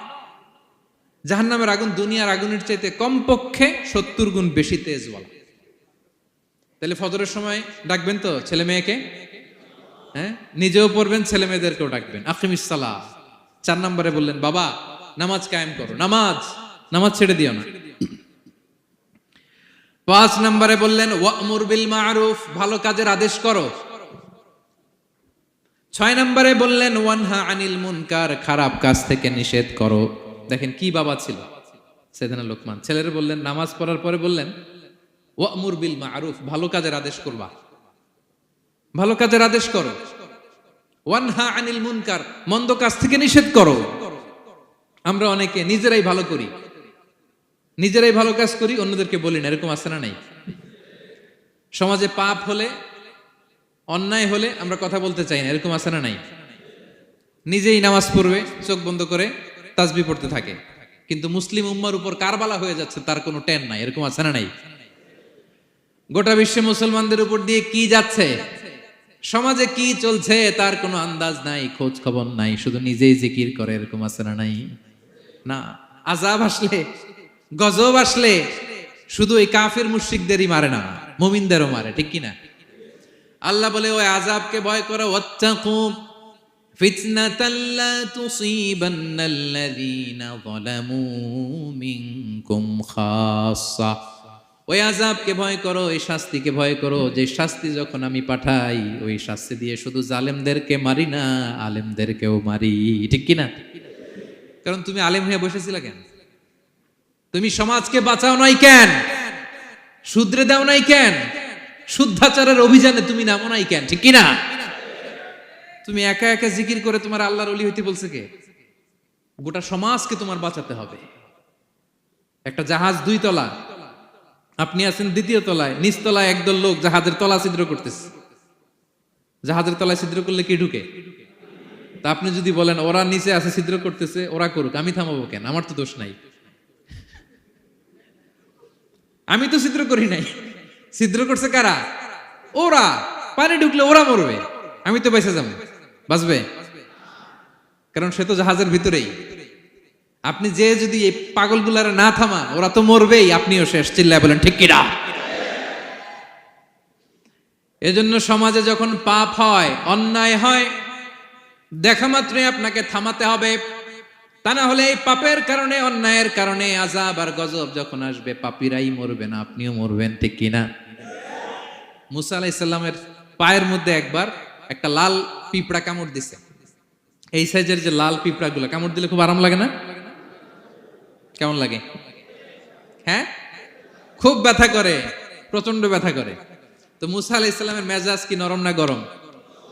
খুব তাড়াতাড়ি রেগে যেতেন উনি। এক এক নবীর এক এক অ্যাট্রিবিউটস ছিল, হ্যাঁ, এক এক বৈশিষ্ট্য ছিল। উনি অনেক রেগে যেতেন। উনি থাপ্পড় মেরে একবার ফেরাউনের বাবুর্চিকে দুনিয়া থেকে শেষ, এক থাপ্পড়, এত শক্তি। সেই বুখারীতে এসেছে মালাকুল মাউতকে মারছিলেন একটা। ওই যে ছোটবেলা থেকে মারার অভ্যাস, ছোটবেলায় কার গালে দিছিল জানে না বোধহয়? ফেরাউন। অন্যায় দেখলেই ছোটবেলায় ফেরাউনের গালে দিছে একটা, বড় হয়ে ফেরাউনের বাবুর্চির একটা, এরপরে মালাকুল মাউতকেও একটা। এর কারণ মালাকুল মাউত আবার মালাকুল মাউতের মতো আসেনি, মানুষের আকৃতিতে এসেছিল। তো পারমিশন না নিয়ে ঢুকছে। উনি ভাবছে এমনি মানুষ, কিরে পারমিশন নিলি না কেন? তো মুসা আলাইহিস সালামের পায়ের মধ্যে লাল পোকা, লাল পিঁপড়া কামড় দিছে, প্রচন্ড ব্যথা পাইতেছে আর ডলতেছে আর রেগে গেছে। রেগে তাকায় দেখে এদিকে লাল পিঁপড়ার বাসা, যে পা দিয়ে ডলে সবগুলোরে মেরে ফেলছে। তো ঘটনাটা ছিল মুসা আলাইহিস সালাম আল্লাহকে জিজ্ঞেস করছিলেন, এই ঘটনাটা আল্লাহ কেন ঘটাইছেন? আল্লাহকে জিজ্ঞেস করছিলেন, আল্লাহ আযাব যখন কোনো এলাকায় পাঠান তখন তো শুধু জালিমরাই মরে না, ভালো লোকগুলাও তো মারা যায়, তো এই আযাবে ভালো লোকগুলা কেন মরে? আল্লাহ উত্তর দেয় নাই, এই ঘটনা ঘটাই দিছে। পিঁপড়া যখন কামড় দিছে রেগে সবগুলোর মেরে ফেলছে। আল্লাহ বলে, মুসা কামড় দিছিল কয়টা? কয় আল্লাহ একটা। তো ওগুলার মারলা কেন? অ্যাকশনে যখন যায়, এত কিছু দেখে অ্যাকশন নেওয়া যায় না। এজন্য আল্লাহ বলেন ওয়াত্তাকু ফিতনাতাল লা তুসিবান্নাল্লাযীনা যালামু মিনকুম খাসসা। ওই ফিতনাকে মানে ওই আযাবকে ভয় করো, যে আযাব যখন আসবে শুধু খারাপ লোকগুলার উপরে আসবে না, ভালো লোকগুলাও বাঁচতে পারবে। কারণ ভালো মানুষরা আশেপাশের লোকদেরকে ভালো বানায় নাই কেন? একা নামাজ পড়েছো কেন? নামাজের দাওয়াত দাও নাই কেন? নিজে হালাল খাইছো, সমাজটারে হালাল দিয়ে বিনির্মাণ করো নাই কেন?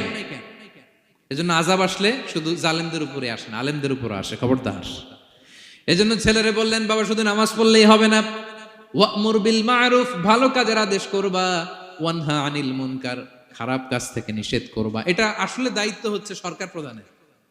যারা ক্ষমতার চেয়ারে বসে তাদেরকে আল্লাহ 4 দফা মূলনীতি দিয়েছেন। আল্লাযীনা মাক্কান্নাহুম ফিল আরদি আকামুস সালাতা ওয়া আতাউয যাকাতা ওয়া আমারু বিল মা'রুফি ওয়া নাহাউ আনিল মুনকার ওয়ালিল্লাহি আকিবাতুল উমুর। আল্লাহ বলেন, যাদেরকে আমি ক্ষমতার চেয়ারে বসাই 4টা দায়িত্ব তাদেরকে দেই। তাদের প্রধান কাজ নামাজ কায়েম করবে, সমাজে যাকাত আদায় করবে, ভালো কাজের আদেশ করবে, তারপরে মন্দ কাজের নিষেধ করবে। ক্ষমতার চেয়ার যারা পায় তাদের জন্য মূলনীতি এটা। তো এরা তো করে না, আমাদের কি করতে হবে, ঠিক কিনা? ভালো কাজের আদেশ করতে হবে, মন্দ কাজের নিষেধ করতে। বিষ্ণু ইসলাম বললেন, মান রাআ মিনকুম মুনকারা, চোখ দিয়ে যে সমাজে খারাপ দেখে, ফালিয়ুগাইয়িরহু বিয়াদি, সেজন্য হাত দিয়ে ঠেকিয়ে দেয়। হাত দিয়ে, ফাইন লাম ইয়াস্তাতি' ফাবিলিসানি, হাত দিয়ে না পারলে মুখ দিয়ে। কারণ আপনার অনেক সময় এরকম পরিস্থিতি নাও হতে পারে যে আপনার এত পাওয়ার নাই যে আপনি হাত দিয়ে থামাই দিবেন, এরকম হয় না? অক্ষম, আমি পারি না। তখন মুখ দিয়ে কিভাবে পরিবর্তন করবেন বলেন, নাসিহা করেন, কাউন্সিলিং করেন, জনমত গড়ে তোলেন। ফাইন লাম ইয়াস্তাতি' ফাবিকলবিহি, হাত দিয়েও থামাতে পারলেন না, মুখ দিয়েও প্রতিবাদ করতে পারলেন না, বিশ্বনবী বললেন অন্তত অন্তর দিয়ে সেটাকে ঘৃণা করবা। অন্তর দিয়ে ঘৃণা করো, অন্তর দিয়ে এটাকে পরিবর্তন করে দেওয়ার প্ল্যান করো, হৃদয়ে হৃদয়। ওয়াযালিকা আদাফুল ঈমান, এটা হচ্ছে ঈমানের সর্বনিম্ন স্তর। এর নিচেও যদি যান, মানে আপনার দিলেও লাগে না, বিশ্বনবী বলে তাহলে তোমার অন্তরে ঈমানের ছিটে ফোঁটা নাই। চিল্লা এখন, ঠিক কিনা? এজন্য ভালো কাজের আদেশ করো, মন্দ কাজের নিষেধ করো। নামাজের পরপর সাইয়েদনা লোকমান বললেন, বাবা নিজেই ভালো করো না, সমাজে ভালো ছড়িয়ে দাও। ছড়াই দিতে হবে, ভালোকে ছড়াই দিতে হয়। সংঘবদ্ধ জীবন যাপন করতে হয়, আপনাকে দাঁড়াতে হবে, আপনাকে হিম্মত করতে হবে। হিম্মতটাই হচ্ছে ইসমুল আযম, ইসমুল্লাহিল আযম। ইসমে আযম মানে আল্লাহর এমন একটা নাম যেটা দিয়ে দোয়া করলে আল্লাহ কবুল করে। এটা কি? কেউ বলে ইয়া হাইয়ু ইয়া কাইয়ুম, কেউ বলে ইয়া রহমান ইয়া রাহিম। অনেক মুফাসসিরিন, অনেক মুহাদ্দিসিন এক একটা বলছে যে এইটা হতে পারে, এটা হতে পারে। অনেকে বলছে হিম্মতটাই হচ্ছে ইসমে আযম। তুমি হিম্মত করে আল্লাহর কাছে চাও, গোটা দুনিয়া পাল্টে যাবে, ঠিক কিনা? এজন্য সমাজের পরিবর্তনের জন্য আপনাকে আগায় আসার দরকার আছে না নাই? ছেলেকে দেখেন, সুবহানাল্লাহ বিহামদি, কিভাবে ছেলেরে গড়ে তুলতে হয়। প্যারেন্টিং লেসন ফ্রম সূরা লোকমান।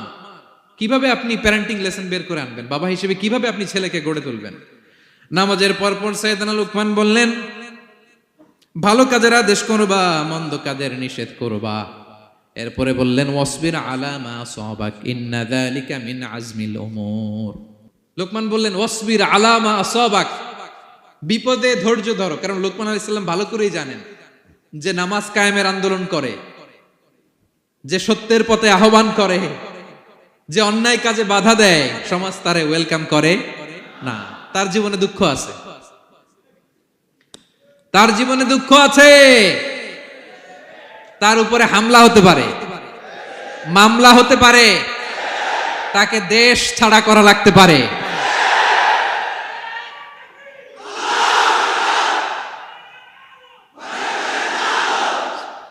ওয়াসবির আলা মা আসাবাক, বাবা খুব ভালো করেই জানে বিপদ নেমে আসতে পারে।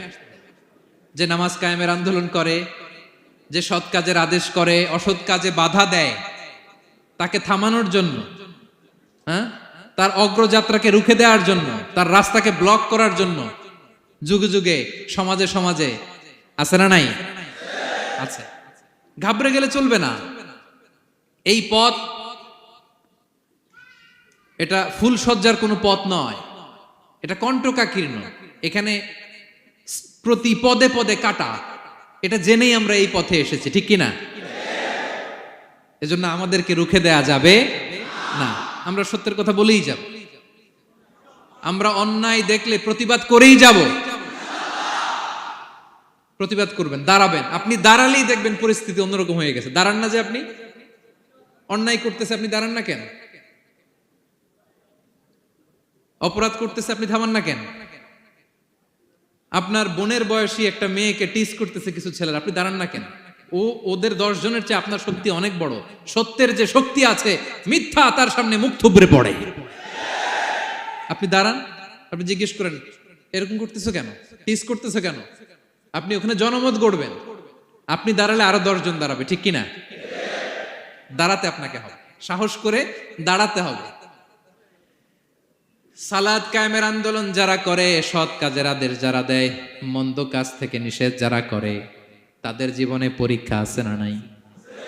এজন্য সাইয়েদনা লোকমান বললেন, বাবা যেই নাসিহত তোমাকে দিচ্ছি এটা পালন করলে বিপদ আসবে, কিন্তু ঘাবড়ে যেও না, আতঙ্কিত হয়েও না। ওয়াসবির আলা মা আসাবাক, বিপদে ধৈর্য ধরো, ধৈর্য ধারণ করতে হবে। সবর, সবর নিয়ে কোথায় যেন আলোচনা করেছিলাম যে সবর এটা এমন একটা গাছ যে গাছের চারদিকে থাকে কাটা, কিন্তু ফলটা বড় মিষ্টি। সবর বাংলা জানেন তো কি? ধৈর্য।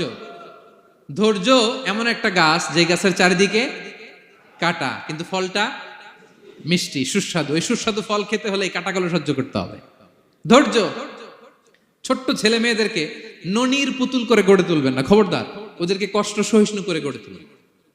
আপনি থাকতেই কষ্ট করা শিখান, তার জীবনটা স্মুথ হবে, তার ক্যারিয়ারটা ব্রাইট হবে, তার ভবিষ্যৎটা সুন্দর হবে। ছেলেমেয়েরা কিছু চাইলেই সাথে সাথে দিবেন না। অনেক বাবা মা আছে এত আদর করে, এত বেশি আহ্লাদ করে, যা চায় তাই দেয়, পরে হিতে বিপরীত হয়, ঠিক কিনা? ছেলে মেয়েকে অভাব শেখান, ছেলে মেয়েকে কষ্ট শেখান, ওদেরকে সংগ্রাম শেখান, প্রতিকূল পরিবেশে কি করে টিকে থাকতে হয় এটার সবক শেখান। সেদিন লোকমান তাই করলেন, ছেলের সবর শিখাইলেন যে বাবা ধৈর্য ধারণ করো, আতঙ্কিত হবা না। জীবন এটা সহজ নয়, জীবন চলার পথ সহজ নয়, এটাকে সহজ করে নিতে হয়। কখনো সবর করে, কখনো ক্ষমা করে, কখনো অন্যকে ইগনোর করে, কখনো দোয়া করে, কখনো আল্লাহর উপর তাওয়াক্কুল করে, ঠিক কিনা? ছেলে মেয়েকে আদর করে বোঝাবেন, বাবা এখন তুমি বাবার হোটেলে খাও, মায়ের হোটেলে ঘুমাও। সারা জীবন এমন চলবে না, দুনিয়াটা বড্ড কঠিন, এখানে কেউ কাউরে জায়গা করে দেয় না, নিজের জায়গা নিজেরই করে নিতে হয়, ঠিক কিনা? ছোটবেলা থেকেই তাকে দৃঢ় মনোবলের করে তুলতে হবে যে বাবা দুনিয়াটা এত সহজ নয়, এটা সহজ করে নিতে হয়। This is the life hacks. এই লাইফ হ্যাক গুলো আপনি শেখাবেন, লাইফ লেসন গুলো শিখাবেন। ধৈর্য ধরো, সৎ কাজের আদেশ দাও, মন্দ কাজের নিষেধ করো। এগুলো করতে গেলে একটু বাধা বিপত্তি আসবে, কিন্তু শেষ হাসিটা তুমিই হাসবে, ঠিক কিনা? বিজয় তোমারই হবে। কি বলেন? সময়ই কথা বলে, সময়ই কথা বলে। বিপদে ধৈর্য ধরো। বিশ্বনবী আল্লাহ বললেন, ওয়াসবির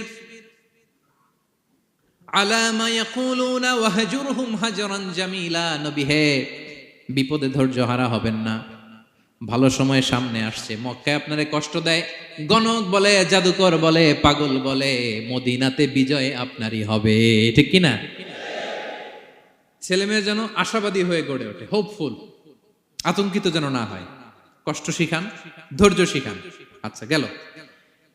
এরপর তিনি বললেন, ওয়ালা তুসাইর খাদ্দাকা লিন্নাস। ও আমার কলিজার টুকরা সন্তান, ওয়ালা তুসাইর খাদ্দাকা লিন্নাস, অহংকার করে মানুষ থেকে মুখ ফিরিয়ে নিও না। ছেলেরে এবার সোশ্যাল বানানোর চেষ্টা করতেছেন, হ্যাঁ? ওয়ালা তুসাইর খাদ্দাকা লিন্নাস। দেখেন একটার পর একটা, প্রথমে স্রষ্টারে চিনাইলেন, তাই না? এরপরে স্রষ্টার ক্ষমতা সম্পর্কে শিখাইলেন, এরপরে আধ্যাত্মিকতা শিখাইলেন, এরপরে ইবাদত কি সেটা জানালেন, এরপরে তিনি সোশ্যাল এঙ্গেজমেন্ট কিভাবে করবেন, সোশ্যাল রিফর্ম কিভাবে করবেন শিখালেন। এবার মানুষের সাথে কিভাবে মিশতে হয় সেটা শিখাচ্ছেন। মানে পিপল ওরিয়েন্টেড হও। ওয়ালা তুসাইর খাদ্দাকা লিন্নাস, অহংকার করে মানুষের থেকে মুখ ফিরিয়ে নিও না, মুখ ছিটকাবে না। মানুষকে সম্মান করো, মানুষের সাথে মেশো, বি পিপল ওরিয়েন্টেড। আমাদের অনেক ছেলে মেয়েরা মানুষের সাথে মিশতে পারে না। দোষ কার? বাবা মায়ের, শেখায় না। একটা সময় আমাদের মনে আছে, ছোটবেলায় মেহমান আসলে আমরা এত খুশি হইতাম, কি বলেন? মেহমানের কাছে যাইতাম, সূরা শোনাইতাম, কবিতা শোনাতাম, এটা খেলতাম, ওইটা করতাম, যাওয়ার সময় আমাদেরকে টাকা দিয়ে যেত, হায় রে খুশি। এখন দেখবেন টেনে হিসেবে মেহমানের সামনে আনা যায় না। এরকম আছে না নাই? অনেক ফ্যামিলিতে এরকম আছে যে তারা সারাদিন ডিভাইস নিয়ে, এই ডিভাইস আসক্তি এত মারাত্মক পর্যায়ে পৌঁছেছে যে তারা মানুষের সাথে মিশতে পারে না। এই পাবলিক ওরিয়েন্টেশনটা অনেকের নাই, পিপল ওরিয়েন্টেশন নাই। অনেক ছোট বাচ্চা, মেহমান আসছে, তুমি একটু আসো, সালাম দাও, বসো, আসতে চায় না, বসতে চায় না, কারণ ওরা শিখানো হয় না। সারাদিন দিয়ে রাখছে কি হাতে? মোবাইল। এই জন্য ছোটবেলা থেকে আমরা যেন সামাজিক বানাই, বাচ্চাকে যেন শেখাই, বাবা মুরব্বীকে দেখলে সালাম দিতে হবে। কি করতে হবে? ওরা শিখাবেন। অনেক সময় ছোট বাচ্চারা না বুঝে দারোয়ানের সাথে খারাপ আচরণ করে, ঘরের কাজের বুয়ার সাথে খারাপ আচরণ করে, ড্রাইভারকে বকা দেয়, আছে না নাই? ভদ্রতা, ডিসেন্ট ম্যানার আপনি শিখান নাই, তো শিখবে কোত্থেকে? এই জন্য শুরুতেই বললাম যে গরুর পেট থেকে বেরোলে গরু হয়, কিন্তু মানুষের পেট থেকে বেরোলেই ওটা মানুষ হয় না। ওটারে মানুষ বানাতে হয় দিনের পর দিন, মাসের পর মাস, টিউনিং করে, পলিশিং করে, গাইড করে করে মানুষের মতো মানুষ বানাতে হয়। তাহলে ছেলেনে বললেন, ওয়ালা তুসাইর খাদ্দাকা লিন্নাস, তোমার চেহারাকে মানুষ থেকে ফিরিয়ে নিও না, গণমুখী হও, মানুষের সাথে মেশো। ছেলে মেয়েদেরকে এটা বলবেন। শহরে থাকলে মাঝে মাঝে গ্রামে নিয়ে যাবেন, কাদার মধ্যে ছেড়ে দিবেন, হাট বেটা, হ্যাঁ, কাদায় ছেড়ে দিবেন, পুকুরে ছেড়ে দিবেন, দৌড়াদৌড়ি করতে করতে তারপরে তারা শিখবে, দেখবে। মাছ, জ্যান্ত মাছ দেখে নাই আমাদের অনেক ছেলে মেয়েরা, আছে না নাই? ওরা ভাবে মাছ বোধহয় ওই ইয়ের মধ্যেই পাওয়া যায়, শপিং মলেই পাওয়া যায়, ফ্রিজের মধ্যে থাকে, এরপরে এটা খাইতে হয়। জ্যান্ত মাছ দেখলে দেখবেন ভয় পেয়ে গেছে, কারণ শেকড়ের সাথে এদের কোনো সম্পর্ক নাই। এরা যেন গণমুখী হয়, শেকড়ের সাথে যেন এদের সম্পর্ক থাকে। হ্যাঁ, এটাই দেখেন, এই উপদেশটা কয় হাজার বছর আগের। মনে হচ্ছে যেন আজকের পরিস্থিতি দেখে দেখে লোকমান ইসলাম ছেলেকে অ্যাডভাইস করতেছেন। সুবহানাল্লাহ পড়বেন না? ওয়ালা তুসাইর খাদ্দাকা লিন্নাস, মানুষ থেকে মুখ ফিরিয়ে নিও না, ছেলে মেয়েদের শিখান। মানুষ দেখলে ভয় পেও না, মানুষের কাছে যাও, মানুষের দুঃখ দুর্দশা দূর করার চেষ্টা করো, গণমুখী হও, মানুষকে দেখলে সালাম দাও, মুচকি হাসি দাও, হাত বাড়িয়ে মুসাফা করো, তাহলেই না মানুষের সাথে তুমি মিশবে, শিখবে, জানবে, ঠিক কি না? এরপরে বললেন, ওয়ালা তামশি ফিল আরদি মারাহা, আমার কলিজার টুকরা সন্তান, অহংকার করে রাস্তা দিয়ে হেঁটো না, কারণ ইন্নাল্লাহা লা ইউহিব্বু কুল্লা মুখতালিন ফাখুর, আল্লাহ অহংকারীকে পছন্দ করেন না। এবার বডি ল্যাঙ্গুয়েজ শিখাচ্ছেন ছেলেকে, কিভাবে হাঁটবে। আমাদের অনেক সময় ছেলে মেয়েরা খুবই ভালো, নিষ্পাপ, শুধু ভিতরটা পরিষ্কার হইলে হবে না, আপনার জেস্টারও তো ভালো হইতে হবে। হ্যাঁ, ভিতর ভালো কিন্তু প্রকাশ ভঙ্গি জানে না, আছে না নাই? এটারে ইংরেজিতে কি বলে? বডি ল্যাঙ্গুয়েজ বলে। বুঝতে পারছেন? এবার ছেলেকে বডি ল্যাঙ্গুয়েজ শিখাচ্ছে বাবা, হাঁটার সময় এইভাবে হাঁটতে হবে। ওয়ালা তামশি ফিল আরদি মারাহা, অহংকার করে রাস্তা দিয়ে হেঁটো না। এখানে তামশি বলতে শুধু হাঁটাই না, অহংকার করে ড্রাইভ করো না, অহংকার করে হুন্ডা চালিও না। এরকম আছে না নাই? আমাদের ইয়াং ছেলে মেয়েরা হুন্ডা একটা পাইলে এমন আওয়াজ করে তারা চলবে, অসুস্থদের ক্ষতি হয়, ছোট বাচ্চারা ভয় পেয়ে যায়, মাঝরাতে মানুষ লাফ দিয়ে ওঠে ঘুম থেকে। এরকম আছে না নাই? আমাদের সন্তানরা যেন এরকম না হয়। রাস্তা দিয়ে চলতে বিনয়ের সাথে হাঁটতে হবে, ভদ্রভাবে হাঁটতে হবে, কারণ রহমানের বান্দারা অহংকারী হয় না, তারা বিনয়ী হয়, ঠিক কি না? ওয়াইবাদুর রাহমানিল্লাযীনা ইয়ামশুনা আলাল আরদি হাওনা ওয়া ইযা খাতাবাহুমুল জাহিলুনা ক্বালু সালামা। রহমানের বান্দারা রাস্তা দিয়ে যখন হাঁটে, দাম্ভিকতার সাথে হাঁটে না, অহংকারের সাথে হাঁটে না, বিনয়ের সাথে রাস্তা দিয়ে তারা চলাফেরা করে, ঠিক কি না? তো ছেলেকে হাতে ধরে ধরে বডি ল্যাঙ্গুয়েজ শিখাচ্ছে, বাবা অহংকার করে হেঁটো না, মানুষের অহংকার সাজে না, অহংকার সাজে একজনের, তিনি কে? অহংকার কার চাদর? আল্লাহ বলে, এই চাদর ধরে যদি কেউ টান দেয়, ওরে আমি জাহান্নামে নিক্ষেপ করি, ফালা উবালি, আই ডোন্ট কেয়ার, ওরে আমি জাহান্নামে ফেলবো। অহংকার করার কি আছে আমাদের? কিছুই নাই, ঠিক কি না? ডায়রিয়া যদি হয়, লুজ মোশন যদি হয়, 5 বার টয়লেটে গেলে এরপরে চেহারার দিকে তাকানো যায়? বিছানায় পড়ে হা হু করতে শুরু করে, তো কিসের অহংকার আপনার?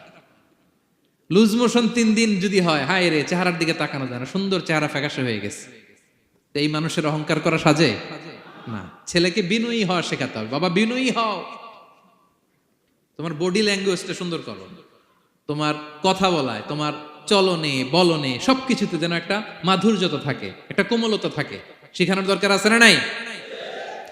সব শেষে সাইয়েদনা লোকমান ছেলেকে বললেন, وَاقْصِدْ فِي مَشْيِكَ وَاغْضُضْ مِنْ صَوْتِكَ إِنَّ أَنْكَرَ الْأَصْوَاتِ لَصَوْتُ الْحَمِيرِ وَاقْصِدْ فِي مَشْيِكَ وَاغْضُضْ مِنْ صَوْتِكَ। তাহলে কিভাবে হাঁটবা? হাঁটার ক্ষেত্রে একটা মিডিয়াম পেস অবলম্বন করো, মিডিয়াম পেস, ভদ্রভাবে, হ্যাঁ, মিডিয়াম মধ্যমপন্থী পন্থায় তুমি হাঁটো। তোমার হাঁটার মধ্যে যেন একটা মুনশিয়ানা ভাব থাকে, তোমার হাঁটা চলাফেরায় যেন একটা ভদ্রতার ছাপ থাকে। এটা তো হাতে ধরে ধরে শিখাইতে হবে, নাহলে শিখবে না তো, বুঝবে না তো সে। ওয়াগদুদ মিন সাউতিক, কণ্ঠটাকে মোলায়েম করো। ইন্না আনকারাল আসওয়াতি লাসাউতুল হামির, কর্কশ গলায় কথা বলো না। আমাদের অনেক ছেলেমেয়েরা অনেক শাউট করে, আছে না নাই? কেউ কি শাউটিং পারসনকে পছন্দ করে? আমরা লাইক করি? Nobody likes a shouting person. আপনি মালয়েশিয়ানদেরকে দেখেন কত কোয়াইট ইনকাম, হাজার হাজার মানুষ একটা প্রোগ্রাম করতেছে, একটা সাউন্ড নাই। আমাদের তো অনেক বলতে হয়, অনেক অ্যানাউন্সমেন্ট, অনেক এই সেই, ওদেরকে কিছু বলতে হয় না। ওদের আমি অনেক বড় বড় প্রোগ্রামে জয়েন করেছি, হাজার হাজার মানুষ, একটা ছোট্ট ইনস্ট্রাকশন, লাইন ধরে সবাই সেটা মেনে নেয়। ছেলেকে শিখাই দিলেন চলতে ফিরতে একটা মাঝারি মোলায়েম ভদ্র একটা পেস অবলম্বন করো, আর কণ্ঠটাকে নিচু করো, কর্কশ ভাষী হয়েও না। কেউ পৃথিবীতে কর্কশ ভাষীকে পছন্দ করেন? যারা চিৎকার করে চেঁচামেচি করে, আল্লাহ তাদের কণ্ঠকে গাধার কণ্ঠের সাথে তুলনা করেছেন এখানে। দ্য ব্রেইং অ্যাস, গাধার আওয়াজের চাইতে পৃথিবীতে নিকৃষ্ট কোন আওয়াজ হতে পারে? আল্লাহ বলে, তুমি কি তোমার কণ্ঠকে গাধার আওয়াজের মতো করতে চাও? যদি না চাও, কণ্ঠটাকে মোলায়েম করো, কর্কশ ভাষায় কখনো মানুষকে সম্বোধন করো, কারণ কর্কশ ভাষীকে, এই শাউটিং পারসনকে কেউ কখনো পছন্দ করে না। তো এই উপদেশগুলো আমাদের ছেলে মেয়েদেরকে দেওয়ার দরকার আছে না নাই? আল্লাহু আকবার। প্রজ্ঞায় সুসজ্জিত এই উপদেশ মালাগুলো সে 3000 বছর আগে যেমনি প্রাসঙ্গিক ছিল, এখনো তেমনি প্রাসঙ্গিক। এই উপদেশগুলো আমরা ছেলে মেয়েদেরকে দিতে পারবো তো? এই 10টা উপদেশ মালা বুঝতে পারছেন আপনারা? সবাই বুঝতে পারছেন? মনে থাকবে? খেয়াল থাকবে? আমি 1 মিনিটে একটু রিভাইজ করি। কি কি উপদেশ দিলেন? প্রথমেই শুকরিয়ার কথা আল্লাহ নিজে বলেছেন, শুকরিয়া করো।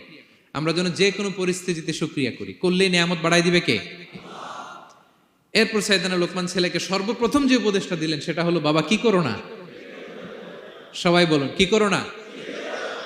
কারণ শিরক হচ্ছে সবচাইতে বড় পাপ। আল্লাহ সব মাফ করে, শিরকের গুনাহ তিনি মাফ করে।